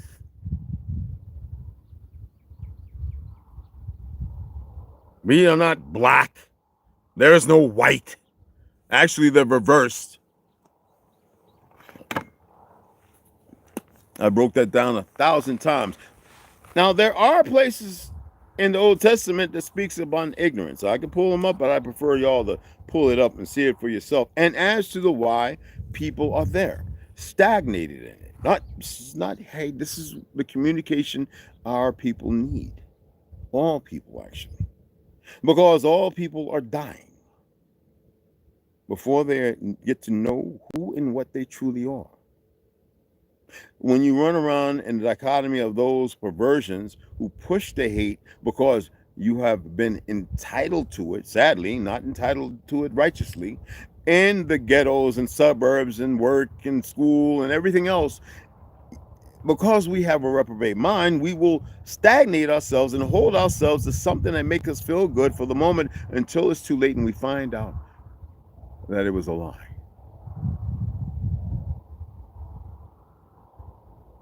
And yet we see many sisters still running around, hair straightened, synthetic wigs and everything else, putting chemicals and poisons and perfumes and everything else unnatural all over their bodies, buying oils, thinking the oils are natural, and then they're not. They're just as GMO as the food. And they think that they corrected themselves. You know what? Yesterday when I was talking about all these women wearing synthetic and weaves and perming their hair, and men, they're blackening their brain. It's one thing to stop doing this stuff, but if you don't know how to cleanse the system, and it's not always heavy metals, if you don't know how to put in the things that can cause your brain to regenerate, to grow new, your liver to function properly, and your kidneys and spleen, all the other good things, then the damage is still there. These are simplistic things. Why is the turpentine today you cannot drink, but the turpentine of our past, which was natural, we could? Hell, the Coca-Cola today works as good as turpentine and killing and removing varnishes. But will anybody talk about that? No, they have no knowledge of it. They will hold themselves to what was given and be pragmatic in it because their ancestors recently forgot the face of their mother and their father, how to walk in that upright way, because we become a dialect of the inconsistent consistencies of the perversion of them who call themselves Jews and are not, and those who are over them who have misdirected them and pushed them in that faction.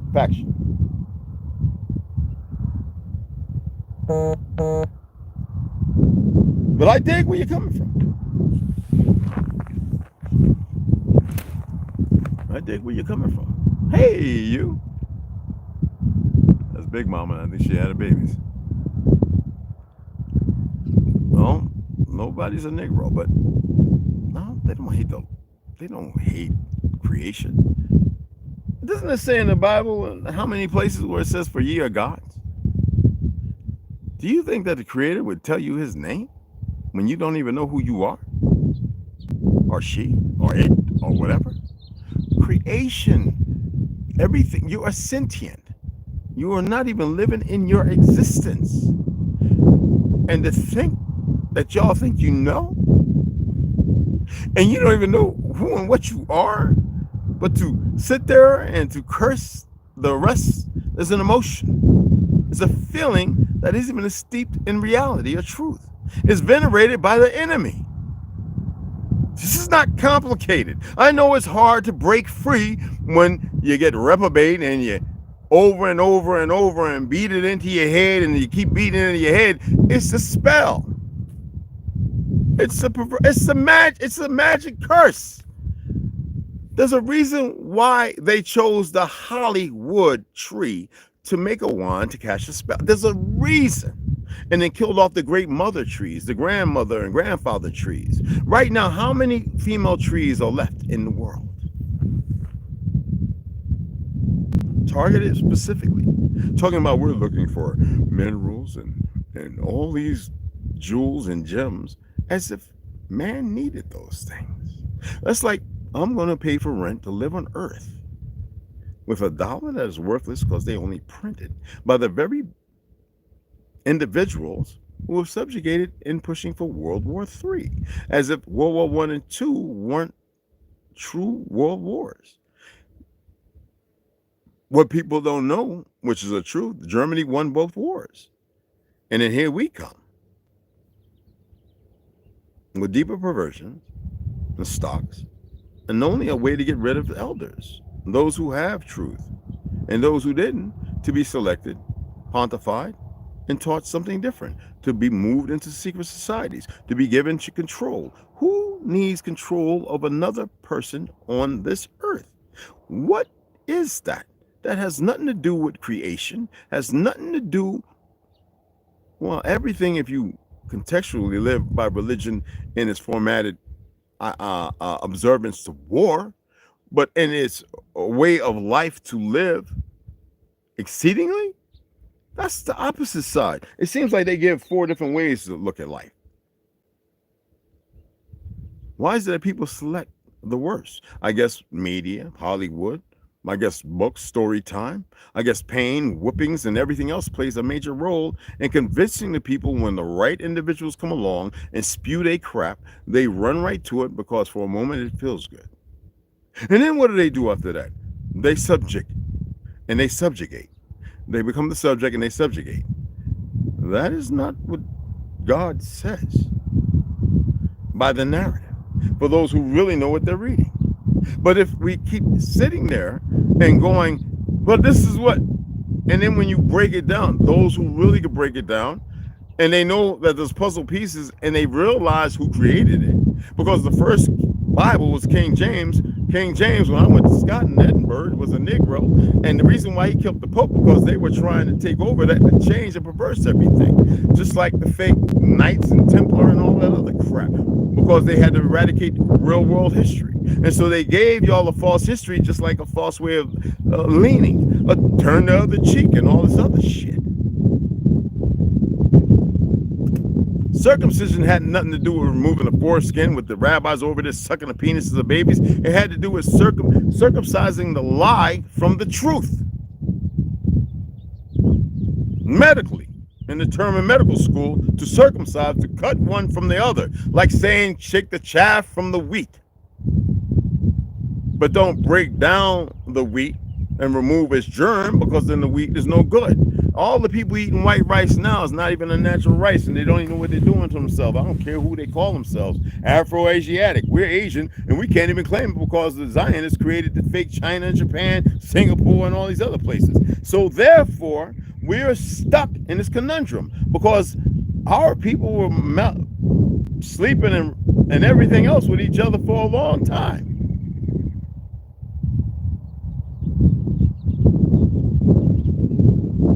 Religion subjugates, and that's what it does. And people run with it because they get in these circles and they hold on to a belief that keeps them at a lower existence. There's no ascension. Do you know what it is to be buried 6 feet in the dirt? To a bombing? It is to an attempt, when it was first created, to hold the source, the soul, the spirit, to lock it away until they can figure out how to utilize the and how do you say it? They can utilize the most powerful source in existence. It is to keep it between in the realms of loss. They call it the guff, the place, the murk and mire, in a place where it doesn't know where to move forward or back, where they just roam. And we say, yeah, waiting for the time of judgment. Judgment has always been at hand. People just support choice makers. They use anger, rage, emotions, and feelings to what's not supposed to be the way it is. And they exact themselves on it as if it's meaningful. That is not the truth of existence.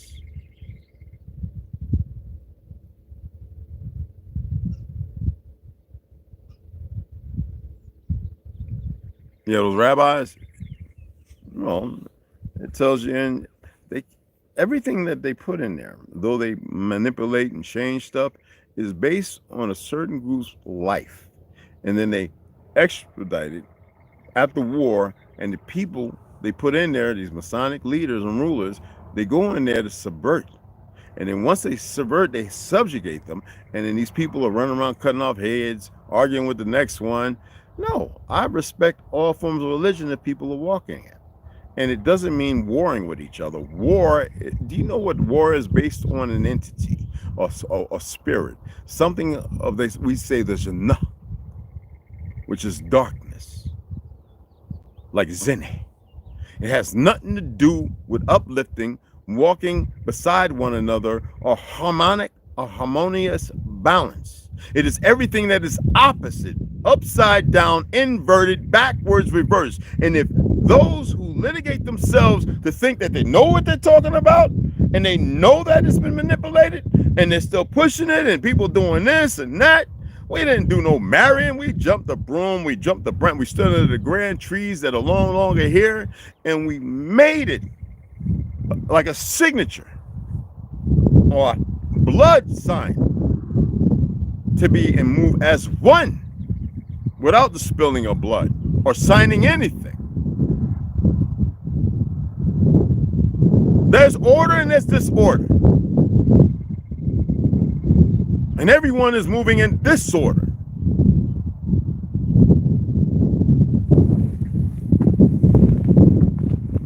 And I should know.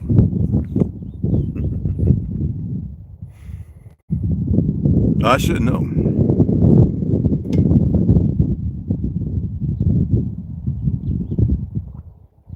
There has to be balance, and there will be balance no matter what choice you make.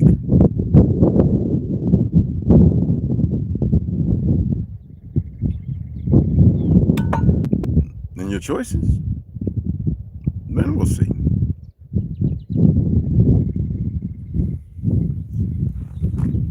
Destruction. I walk around the destructions of a world that was magnificent. Right now, there are rocks in front of me that are even native to this place. Want me to show you one again?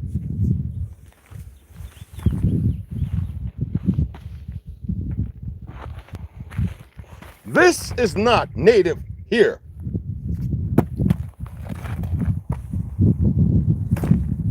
Man, it is everywhere. Destructive.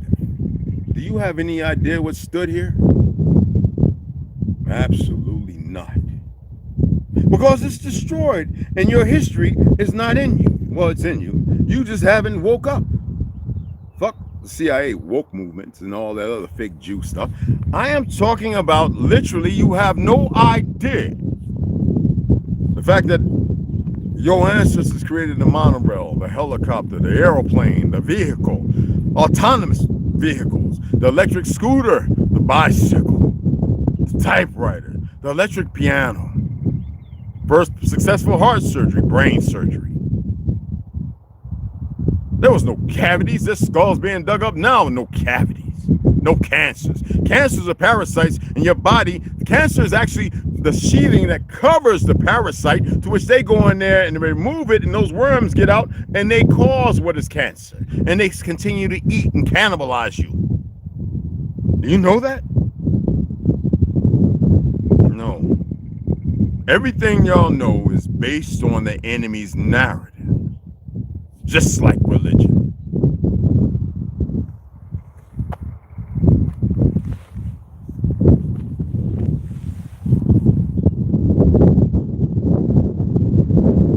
Until you're walking in the light of your truth, I don't give a damn about no Hebrew, no Muslim, no Christian.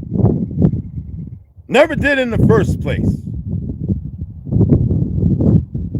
You walk in your light, then you'll be the beacon in the dark.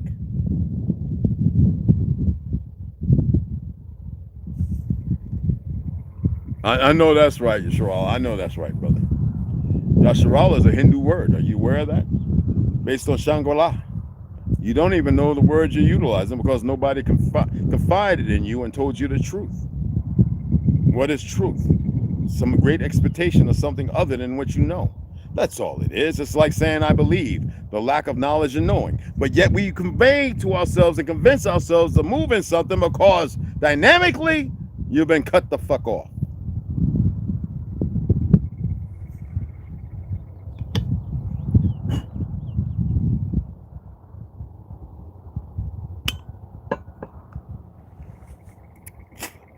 It's about time for my tuna and a glass of wine. Are y'all aware that the 4th month or 5th month is actually called Soul? Do y'all know that? And that January be considered the 13th. That's the reason why you had the New Year. When you removed the leap year and frog, whatever they call that crap, ribbit year. Are y'all aware of that? Are y'all aware what the 5th season is? Do y'all know that the moon at a period of time never existed? They say a light for the greater night was added. There's a reason why it's the only true satellite. Not no more than 37 miles above you, if not more, 47. Just like the sun, which is not even its name. Honestly, are you aware of these things? No, because religion doesn't tell you, because you don't know what you're reading and how to see it. You go to Enoch. They manipulated the hell out of Enoch. Why do you think they removed it for so long? So they can manipulate it. When you read Maccabees, when you read Ruth and the Dragon, they got you believing in dinosaurs and the fact that dragons were real.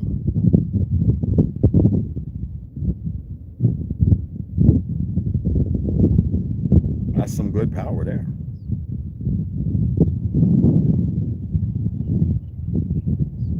Give it time. Hey, Brian, appreciate you, beloved. You give it time and you will see, okay? You will see for yourself if you make it. You must meditate. You must ground yourself. You must fast. You must hold yourself and stave off anything from the enemy by speaking it. This right here, we say speak, right? All it is sound, which is frequencies, which is like numbers, and it's nothing but an algorithm. That's why they had to teach people English, our very own language.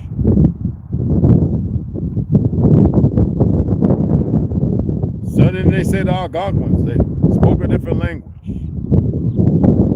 Founded Europe, built the star forts and everything else. I have albino brothers who are tall as giants here from the Bayou and the Carolinas. Y'all call it, which is Kakalaki, ain't Carolina, right? Who knew their ancestors, their red head and everything, and knew that they were the giants of old. But you accept the Smithsonian and these fake, right? Obvious. We say that old devil, right? Okay. Whatever, right? As if he would say who he truly is, or it, or what it is. His thing is subvert, divert, the challenge creation itself. Are you not creation?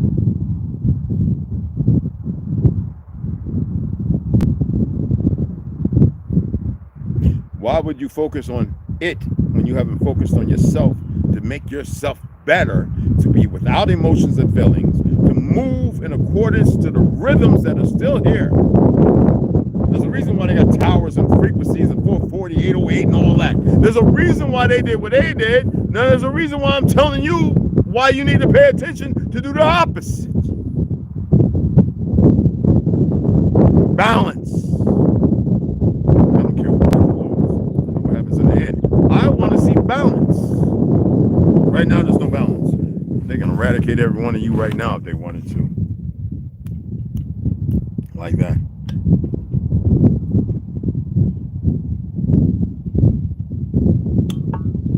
They can destroy you right now.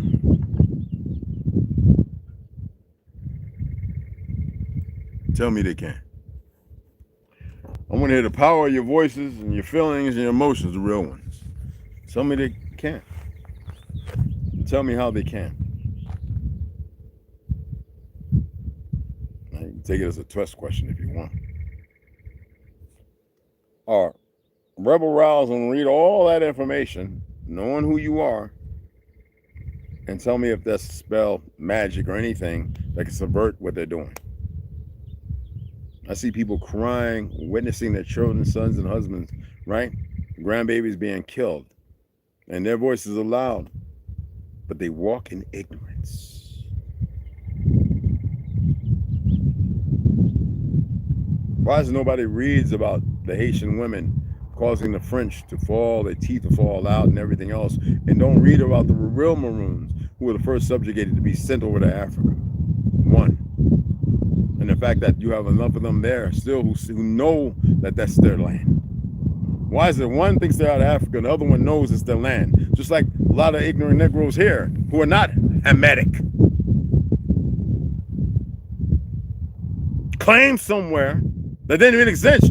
The word Afrikaan is a Dutch Creole word alluding to light-skinned folks that I just read by a damn Jew who migrated out of Africa.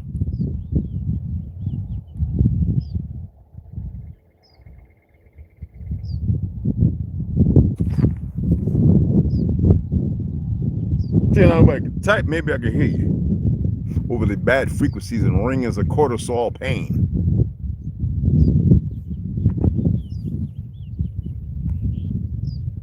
No, I'm not saying everything as it is. I have a story to tell. I'm just laying this stuff down because balance means that you're going to research some things. You're not going to be Google masters and you're going to find something. I wasn't looking on Google.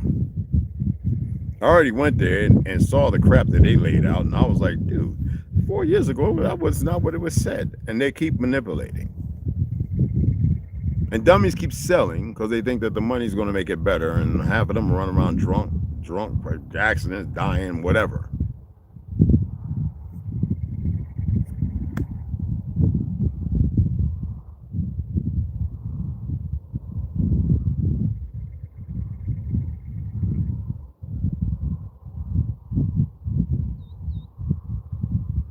They have agents of chaos. It doesn't matter what color they are, pitting all of you against one another.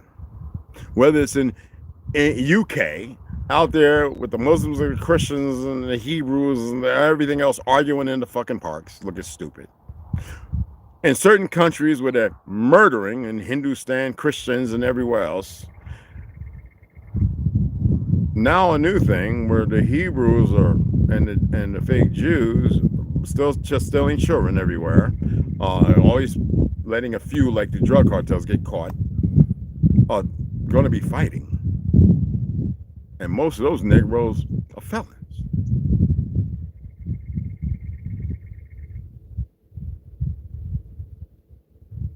Huh? Huh? Look at Africa. How they were really killing them Christians and raping the women and burning them up. The Houthis. Who do you think created that? Do you think your God created it? But you don't even move, as he said, gave you the breath of life, his source, and made you stand up and knew all things? No, they had to say, no, you bit up the apple, you bit up the pomegranate or the fucking fruit, whatever, right? Bullshit. But yet the Nephilim taught you everything. The Nephilim? What did we just read about the Nephilim? Which nobody finds or reads because it goes against their religious dichotomy of emotion and feeling. Hello? Why is the perverted got to call themselves God, the elite, the fake elite? They say they're gods. But in all these Bibles and everything, it says for ye are gods. And you don't even know how to move like that. And some say, well, that's the lowercase God. Oh, shut the fuck up with that dumb stuff. The creators of creation don't need a fucking label. They don't need you to know who they are when you forgot the faces of your mommy and your pappy because of the world that's distilled you and remove all the good minerals in you. I'm telling you to reabsorb those minerals and get the functioning as you were meant to function. Balance. Metachlorines, whatever. You become the Jedi, whatever you want to, however you want to fancy it. The Republic is changed on you, which the republic no longer belongs to you, which was your ancestors' republic. All right, this is not a democracy. Well, that's the perversion that puts everybody at odds end. You can see that today, how crazy that democracy is a bad spell cast on the subjects of not tomorrow. Because tomorrow don't exist. It's today, and yesterday is the past. Y'all need to be in the moment, and y'all don't even exist in it. You don't even know how to move in it. If you got to do things in secret, what does that say? What does it say?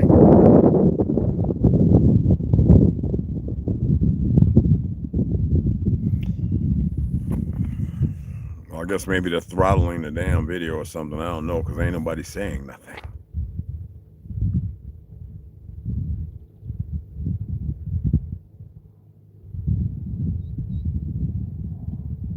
Yeah, I ain't gonna use that for vino. I'm gonna use that for some wood, bro. Some 2x4s. Appreciate you, though. Appreciate you, Brian. I really do, bro. Are y'all still there? Put a 1 in there if you're still there. I can't tell. Man, the overcast is bad out here, T. Man. Oh, yeah, you already know, bro. You already know. You already know, fam. You already know, man. They're really at it, man. You can see the lines above these, whatever, pumped out clouds. Please put a 1 in there if you don't mind.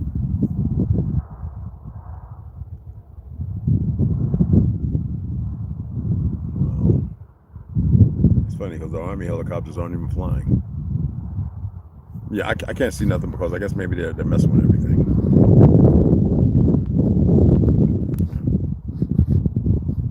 Okay, yeah, y'all back now. Okay, yeah, it was hidden for me for a minute there. My apologies, everybody. Well, U.S. education system only teaches us about the transatlantic slave trade. That bull crap. Yeah, brother. That way it gives the illusion that only one race went through slavery. I know, and everybody's been a slave. It's tactical points against it. Absolutely. Give one some benefit of something and give the other one the lesser and make them be like, I'm superior. It's just crazy. When every one of you are superior and y'all move in their dynamic, in their dynasty, their creation of their dynasty. Isn't that messed up? God equals government of destruction. Thank you, Copper L. Turner. Exactly. Or we keep God's law. God's law is within you, for ye are gods. Okay? It is in you. All right, my brother.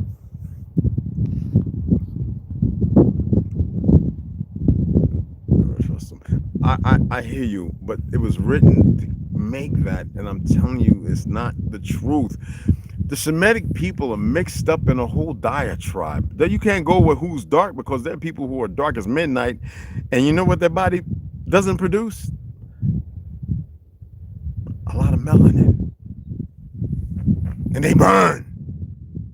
I know light-skinned folk who produce more melanin than some Negroes because they in the dynamic of their information just rolls through that I know. In their documentation, they had to separate them, and there wasn't no fake one-drop bull. That's why 23andMe went bankrupt and everything else, because they had to remove it. They got all the blood they need for more experimentation. Yeah. This is a social construct, whether you want to accept it or not. But I hear you. The children's books, the Torah, and the New Testament, more of the children's stories. So the tactics to put us against each other. Oh yeah. God just means power or judge. Actually, no, judge. I'm gonna do a whole thing on the judges. For ye are judges as well. And the problem is, the first one you need to judge, and they always say, the little twig or the beam in your eye, you need to judge yourself, your character, and how you move. If you think functionality means that you're supposed to be pitted against somebody else, you're not of Shem. You're not of Shem. That was never in Shem's blood, because it was hard for Shem to accept what was happening with his children. These stories when you go to the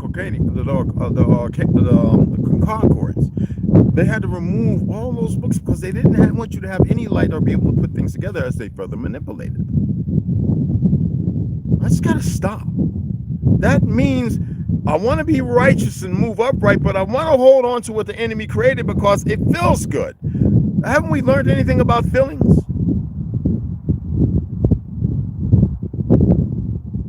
That's a whole nother dystopia.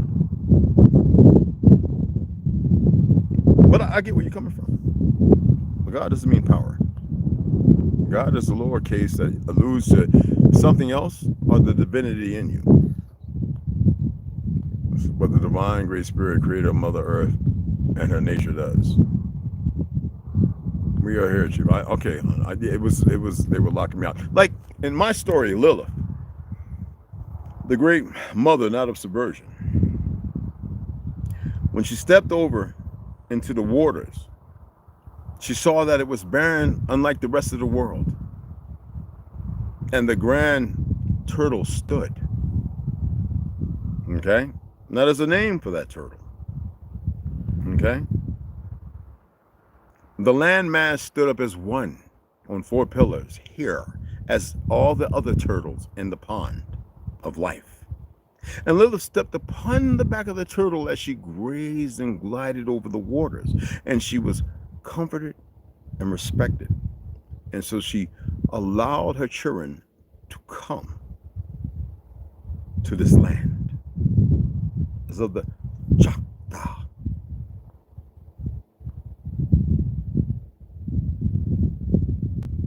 And the Chickasaw, when they saw the perversions, and Albert Pike had to correlate a treaty between us because we decided to fight against the giants who were subverted and perverted. And we were called the giant killers. Well, I know my history. As a story of the Anahuia and the Comet of the Long tell, not of the fake stars you see up there today. For it's not the first time someone attempted to get out the fishbowl. Appreciate it, beloved. Thank y'all. Here in the chat. T, baby girl asked if you was here in the chat. He's saying salute, salute. He ain't trying to help a brother out, man. They done lost it, man. He's still there sleeping. No, he's up. Couple alternative illusions, inclusions of confusions. I like that. It's going to rain here in Houston. It is? Wow. Our Zionist media and education system, they did their job. And they're still doing it. I know, but the Bible is not just an allegory. It is taken from a certain people's lives, how they lived. And if you want to sit there and allow their manipulation of it, because the first Bible was an Algonquin, because King James fled Scotland and came here for 5 to 6 years. And when he went back, he was killed. And he took our writings and our life with him because we knew it was coming. All right? Hey, John Class, yes. Right, the curses, no, you can't go off that Deuteronomy bullshit and all that. It's bullshit. That's created by the enemy to keep the vision by fake. Who are the fathers of races and etymology of crayon colors?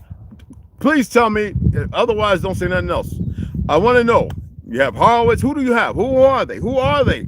Who are the 3 to 5 men in the early 1900s that created that and brought that perversion here? And after they had their incubator babies and their Cabbage Patch children, nurtured them in it, and the first people lynched were light-skinned, not Negroes. Well, considered Negroes. Yes, I read the history that is legitimate from France and a number of other places known on this history in this world, in this land here, that they had to eradicate and get rid of. But they still want to push, you know, you could change the sex of everything Hitler got rid of. You can, you know, all that stuff they were doing over there, he got rid of. Same thing in Russia. Yet it's back everywhere. Because people didn't do their job right. So it would be sweet. And I'm tempting bitter in your head as well. Brothers and sisters, yes we are. Ecclesiastes chapter 12 verse 10, because he who wrote the book of Lilith, but that was not the first Bible, right? That was a version of the original. Do you know what the original Bible was, bro? I just told you what it was. There was no Bible before that. No Torah, no Talmud, no nothing. No Quran. That was created by the Vatican. I read that years ago on here. And that was well known. It's not a lie. So the book you say they wrote writes them out of existence. What are we talking about? It was. So you believe in Jesus?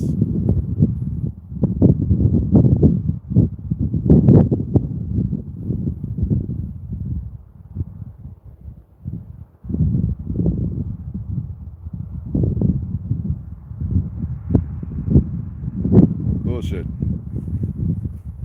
That's bullshit, brother. Bullshit. You're still holding on to the world they created. And you obviously don't know what you're talking about. The Vatican created Islam and Christianity. It was Gog and Magog, the first two consortiums, and they brought them to all the lands as they were conquering them. I know you probably don't believe in Tartary. I don't want you to believe in it. I want you to know about it. You need to go study it. And if you don't know it, there's nothing else we can say, bro. You can argue semantics all day long. I know what I'm talking about, literally. I've been around the world 100 times over. I'm older than you can imagine. And besides me knowing my grandparents and great-grandparents and great-great relatives, there's facts and there's fiction. Just like people think we won the Revolutionary War. No. There were treaties made with us that were never upheld, and an incursion and a subjugation by way of poisons and everything else that would be considered Levitical. But you know everything because you're one of those followers of these idiots out here who don't know how to really pay attention to what's being said and research it. I'm saying, go and research what I've been talking about. You don't have to accept it. I can dig it, brother. It's no hate. I get it. Research it. Or stay right there and hold on to that as if that is really by the Levitical order as stated. I'm just saying, brother, check it out for yourself. All right? Research it. Or choose. You don't have to, beloved. No, you haven't. No, you haven't. Then you would know what I'm talking about, and you don't know what I'm talking about. No, I'm not making up something, pulling it out of my back pocket or out from under my hat. There's no rabbit tricks. All right? So you want to be a Hebrew Israelite. You got a last name. You don't even know what its origin is. You don't want to research that. You want to accept the fact that it exists. So that means you're reprobate. That means you're stuck there, and that means that's what you're going to hold on to, and I can respect that. No problem with it. I'm damn sure not your enemy. But hey, I see where you're at, bro. Everyone has choices. Doesn't mean they make the right choices, and I can't say which one is wrong or right. I'm looking for balance. I'm not here to debate and argue semantics. I don't care if you want to believe a horse is a mule. Or it doesn't matter to me. Research, and they always say if you knock, if you seek, you shall find. Right? Most people think they've knocked, and they're still, and they found what they needed when they seek, and they got all the information. Yet there are simple things that one can look at. And trust me, there are people overseas who know. There are people right here who know. There are people in South America who know these things. And I mean, they know what facts are facts, and they know what fictions are fictions or frauds. You have a world that believe those are Jews. So the symposium of those of us, and that's based on whitewashing and a false history, right? And they have those of us who have been part of a consort of an ideology that was created by one of them called Farad. He was a goddamn Khazar. Okay? And they're subjugated as well. And nobody wants to see that. They want to accept what they've been given. You can't. Hey, Daniel, what's happening? I hear you, fam. No, I hear you, bro. You know it's all number of respect here, bro. Hey, Omek, what's up? Hey, you don't have to accept. You can argue all day. I'm not one of those people that stand in the corner arguing semantics and stupidity. I don't do that. I like to look at them. When I was living in New York and everything else, I used to go out there and suppose these things. And the ones who were about $1, the agents, the feds, they would sit there and just walk away because they knew better. The other ones would want to be arguing. I'm like, what you arguing for? Fuck, you don't even know what you're arguing for.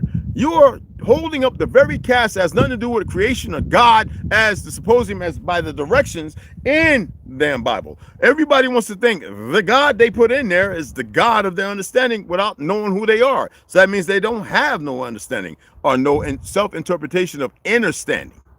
And I don't care how much they want to think so, because in their head it's running around all scrabbly. They haven't meditated. They haven't grounded themselves. They've only been hearing about numbers and stuff because certain individuals like me from the 70s talking about it and getting fights in school and everything else, because they were like, you can't teach that. That's not based on curriculum. That's not what we're supposed to. We can't condition the people if we tell them other things. It's like in the churches, just like in Harlem, where it first started with the Hebrew movement and everything else. And here it is. It's still out here running all rampant, and nobody wants to sit there and say, wait a minute. Wait a minute. No hate, but there's something wrong. I said a lifestyle was taken and mitigated with purpose to not diffuse, but to create more chaos. And we see that, and yet we still want to be pragmatic and holding ourselves to this level of argumentation and fighting. I'm not saying you ain't got to accept what I'm saying. I'm saying research it. And then you said you researched it. It's obvious to me, in the knowledge of knowing certain things, not all, that you have not. You researched that. You didn't research the earth over. You didn't look and sit down and talk with people who have a deeper history and understanding. How many Ethiopians have you sat down and talked with, or Moroccans or anybody else? No, literally, and not Americanized and Angelicized. How many have you talked to? I've talked to people, met the Dogons, I met the Maasai. I've met so many different people who I've sat down and they were telling me, oh, we're not originally from here. We're from Germany. We're not originally from here. We're from Italy. I don't know how you get here. And the old heads, 80-something years old, we were the first segregation. We were the first ones pushed out. And they chased us with their fake kings and everything and murdered and subjugated us. Y'all filled up the coastline. I didn't even know that most of them places on the so-called Ivory Coast, we established. Liberia. When you think about Anthony Taylor and James Taylor and all those individuals, nobody wants to have that conversation and what they found and why they had to be extradited or gotten rid of. When you see things Simeon Matoko, a lot of people don't know that he's from the Caribs. He's got to be African. He's not nothing of that. But people want to hold on because they don't want to talk to the people who actually know. Their conviction is talking to dumb Negroes here, dumbass niggas here. That's who their conversation is. Ignorance. The ignorance walking the earth. The ones who have the light in them but choose to keep it turned off. I used to be out there in Coney Island saying, look, a brother created all this. People laughing, oh, nigga, you crazy. There it is. I said, go to the library and pull a book. They refused to do it. Research, we know who created it. I said, who? What about Big Ben clock? Oh, that's some white shit. You can't argue with these people because they stuck in their head. And so when they started to read the book, they come back, oh, Red, man, I didn't know, man. I said, well, you know what? Well, 10 years later, well, all right, now you know, beloved. Balance. Well, what do you mean? Nobody was reading about the experiment, about the, I'm an inventor, right? Nobody was reading about inventions. I worked at Thomas Edison Building, knew he didn't create nothing. I knew that he was a mulatto, Negro, and one of them Ashkenaz. People like, you crazy. I was like, he married a man, but y'all think it's a woman. I said, wait, Nikola Tesla didn't want nothing to do with that. That's why he went to Harlem, to be around and learn more. While the information was still there from Tartary that was still taught to 1939. But everybody wants to hold on to the goddamn religions, which is a fraud. Then they want to know why they're so hateful and angry. They watch these videos and World Star and this, that, and other, but they want to still be at their brother's neck and don't even know why. But they want to claim religion.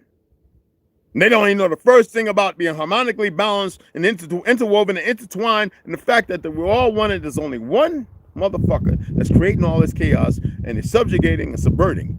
Why is the people don't know that the Mason shit, right, is based on Talmudic Druidic shit? That is a perversion, satanic, that is brought in by the fake Jews. How come nobody wants to know that? Go and read Albert Pike, Manny P. Hall. You might fucking learn it because they tell you it. Manny P. Hall didn't want to be no Mason, but because he was so wise, they said, oh, we got to get him. So he turned around, lowered his chalice, removed his veil of absurdity and ignorance. He joined them, became a 33rd like that, and realized and said, well, and is intelligent, he can tell a lot of things. If people are willing to listen, they can hear that he is not really with it. but he learned some more about it. Like becoming, when you want to get into the higher echelons, you want to get 32nd and 33rd, the satanic books, which I have, and all this other stuff, and they want to be, but some people choose to still be grifters. That means they make a stake, they claim it, but they don't move outside of that, so they don't know what the water is or the food. But they stay right there saying everything will be right here and given to me when the God says everything belongs to you in the first place. For ye are gods, the breath of life is in you. And know this, when you come into this world as a beam of light, 7 ounces enters even the smallest. And then when you pass away, that 7 ounces leaves. They claim people are brain dead. No one's ever brain dead. No one.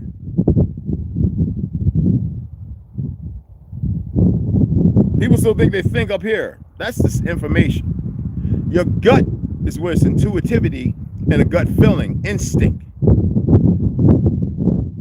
That's why they feed so much processed food. Nitrites and sulfites and forever chemicals and paraffins and all other bullshit. Because people think they're legitimized in their thought process and they can't even fumble through the Rolodex properly. It's like taking a book, wetting it, laying it out in the sun, and then trying to fold through the decks, roll through the Rolodex of information. No, it's a compilation of what you think you know compared to what you truly know. And most people have not tapped into what they truly know and the knowledge of knowing.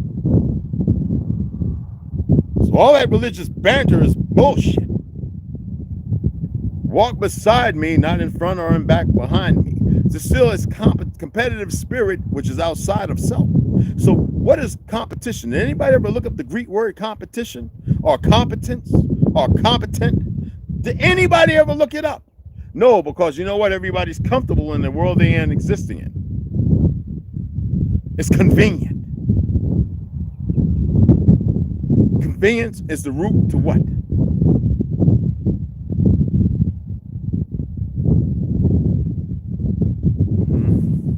Because that's what it's based upon. That's something I know. It's the bullshit is based upon religion. I'm talking about whatever I want on this live, brother. You ain't in control of shit here. Did you come over to argue because you're in control with your fake religion? Or did you come over here to learn something? Or did you come over here because it's out of respect? So I have respect for you. Don't come with that bullshit. That's that crack-a-lack shit. Don't do that. That's that liberal shit. See, I can call everything for what it is. And people know this. It ain't my problem if you have a hard time with it because your symposium is misdirected and misfunctioning. I'm seeking balance in the people to move as one. But see, there's some who think they're in control and those are the ones that don't have no control.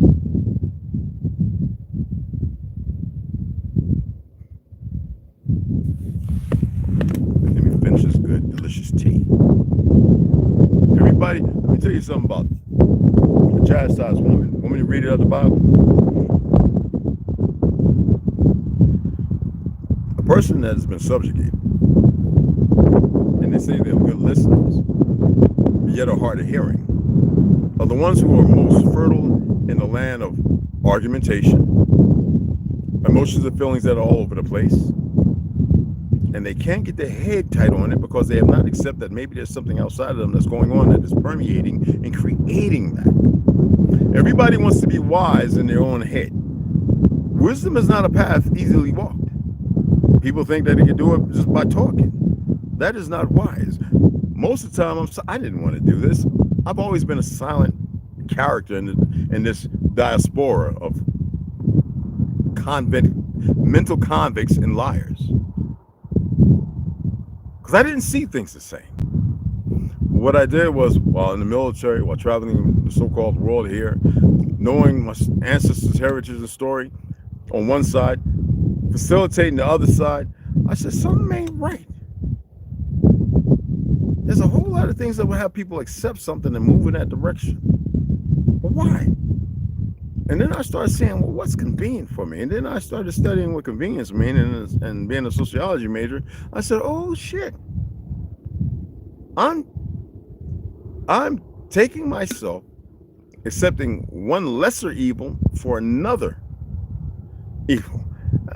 It wasn't an answer.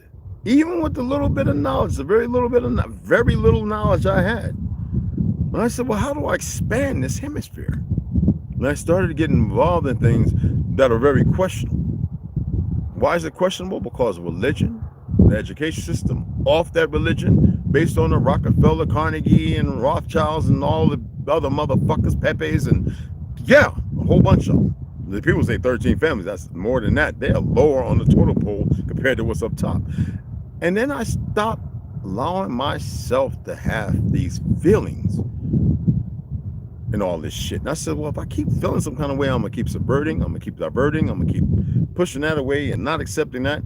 I'm not here to accept everything, but yet I am supposed to be here to accept who I am. And everything outside of me, conveniently, didn't allow me to accept who I was. So I started keeping hold of everything outside of me, and I realized that was even worse. And I said, well, damn, how do I do this? Now I done talked to people, and I met all these old folks, damn, born in the 1800s, and it was hard for me to listen because I knew that there was a lot of things that were perversion. But then I met those who were saying religion, and they weren't hateful to it. And I started paying attention, and they would read. They knew the Bible backwards. Some people on here know me on Facebook remember me reading for 5 years straight, reading the Bible, the Quran, and the Torah, and meditating and allowing myself to see these things, and then conversing with rabbis and preachers and all these other fake evangelical rabbis aren't even our shit. That's the creation. Whenever I see Hebrews, somebody, oh, our rabbi in the synagogue, I'm like, you dumb motherfuckers. Y'all ain't even read the shit that you got. But you're holding the enemy's narrative. You don't even know the words and stuff that you're utilizing. And it's all based on the goddamn religion, because you're supposed to be walking a fucking lifestyle, and the majority of you are walking a wrong lifestyle. And I saw it. And I started remembering shit. My mom was like, what do you remember? I told her about something, and she's like, how the hell you remember that? I was like, I just remember it. She's like, what? You ain't supposed to remember shit. Why am I not supposed to? I hadn't seen her since I was 6, and then one time when I came home from the military, my brother Reggie's house in East Orange, New Jersey. She was like, there ain't no way in the world you can remember that. I said, well, I do. I told her.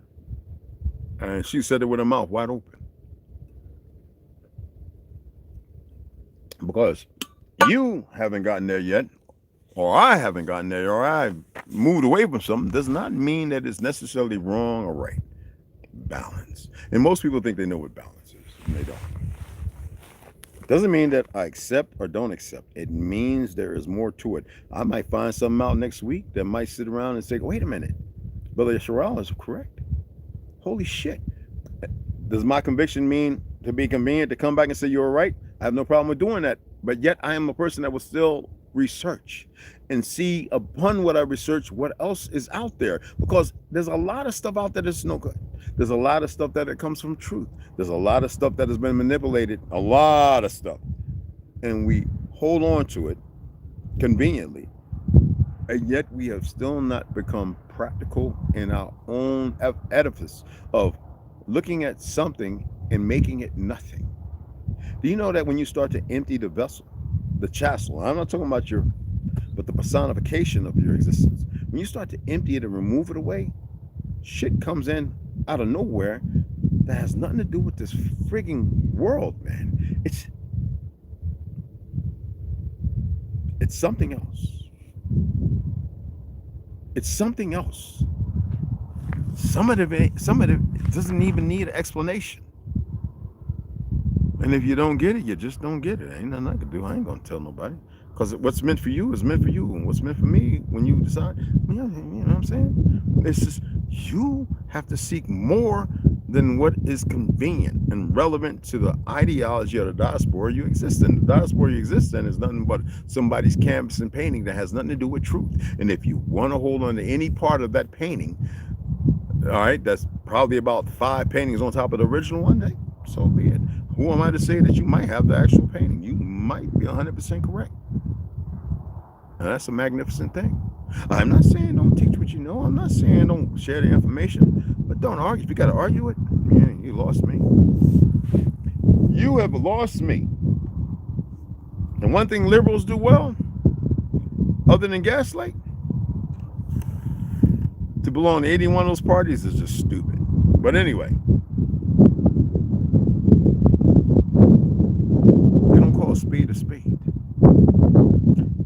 they got sly hands. They'll call a heart a club. And you're supposed to accept it. Nigga, what? I'm not even playing the goddamn game.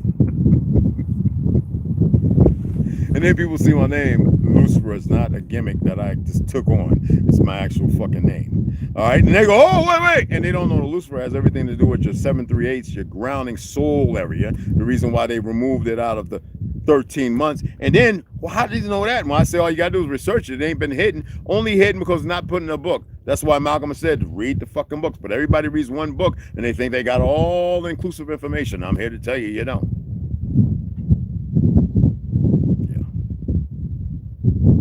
Okay, Tony P. We can all be humble for the divine and show love. I know. Coach Susan. What's up, mama? Oh, you ain't got a hot. That's our brother, man. He's all right, man. I dig it. I dig it. Challenging to understand of the pure. I listen to understand others. Positions not denied. Oh, that's still our brother right there, man. We don't have to hide him. I respect all views and everything else. Don't get caught in feelings and emotions. It's all right for him to state what he states. I'm not against that. That's what we got to get back to.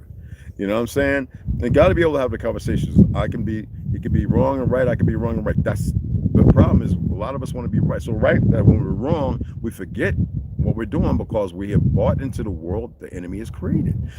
He needs to see and he needs to be able to communicate that. I need to be able to see that. I'm not here to ostracize. I'm not going to curse my brother out like that. You know what I'm saying? I dig where he's coming from. And look, everybody has this pivotal point and there's this time that exists. We cannot shut everybody out. I don't like trolls. All right? He's not a troll. All right? That's family. Okay? And people need to, I always say, ask the questions or suggest or put out your points and what you believe in, your convictions. It is nothing wrong. I'm not here to deter him. I'm saying research, be pragmatic. And if you say that you research and you've not found enough information and you side with that, then that's where you're at. And there's no problem with it. Do you see what I just did? This is my natural order because I'm not here to fight, combat the brothers and sisters. If that's where they at, well, it's not a fight they will win, but it's not the reality. The reality is a lie. The truth of existence is what they should be seeking instead of holding themselves content to something that is pragmatic to keeping them raised, not elevating. He's not going to ascend. Nobody's going to ascend like that. I'm not saying except what I always say, research it, get a pen out, write this down, take the information and run with it. I agree. Being accepting of differences of opinion is important. Magnificent, well put. Absolutely. Not saying anybody's wrong because I can dig it. Today it's not about wrong and right. It's about actually allowing yourself to be. If you're part of the Levitical tribe, then you should already know it is inherent to that one. But if you're outside of that, stop attempting to be a judge, Levitical and everything else. Allow yourself to not be a subject, because nobody's a subject when you walk in an inferiority to the existence of the God you are. That is my thing, to show that you're not walking pragmatic. You're walking in a derivative that is a delusion.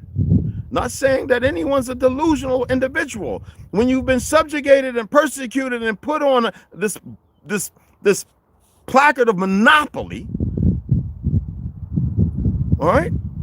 People don't want to see anything other than what they've seen. It's convenient to be where they're at.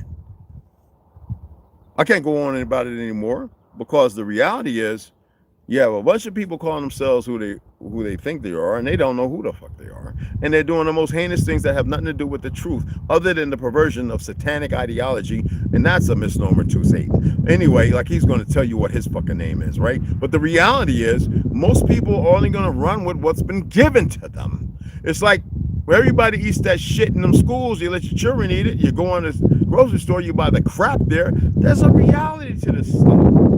And that reality is the lie.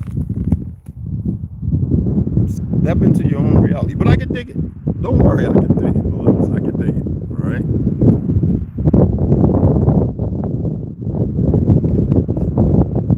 All right, I've been on here for 2 hours, 2.5 hours. I'm gonna sign off. We can have this, we can have a podcast where people can come in, like a 12, a whole bunch, and they can share this stuff without arguing, without no semantics, no cursing. We know we're family. And if people don't want to be family, then that's their choice. But what comes with that? A hindrance. An opulence to further false decadence, destruction. Chaos comes in many, many forms, many ways, many words. 440 is the frequency, it's chaos, right? 808 is the hot, right? Boom, boom, right? The wind blows in the wrong direction based upon manipulation. It's chaos, isn't it? The water and the rains and the floods being mismanaged and manipulated to which never should have existed. Water can be chaos, right? When things are manipulated, become subservient, even against its will, natural order, will, okay? So think about it, okay? And I appreciate you all. No one's our enemy here. We become enemy of self, all right?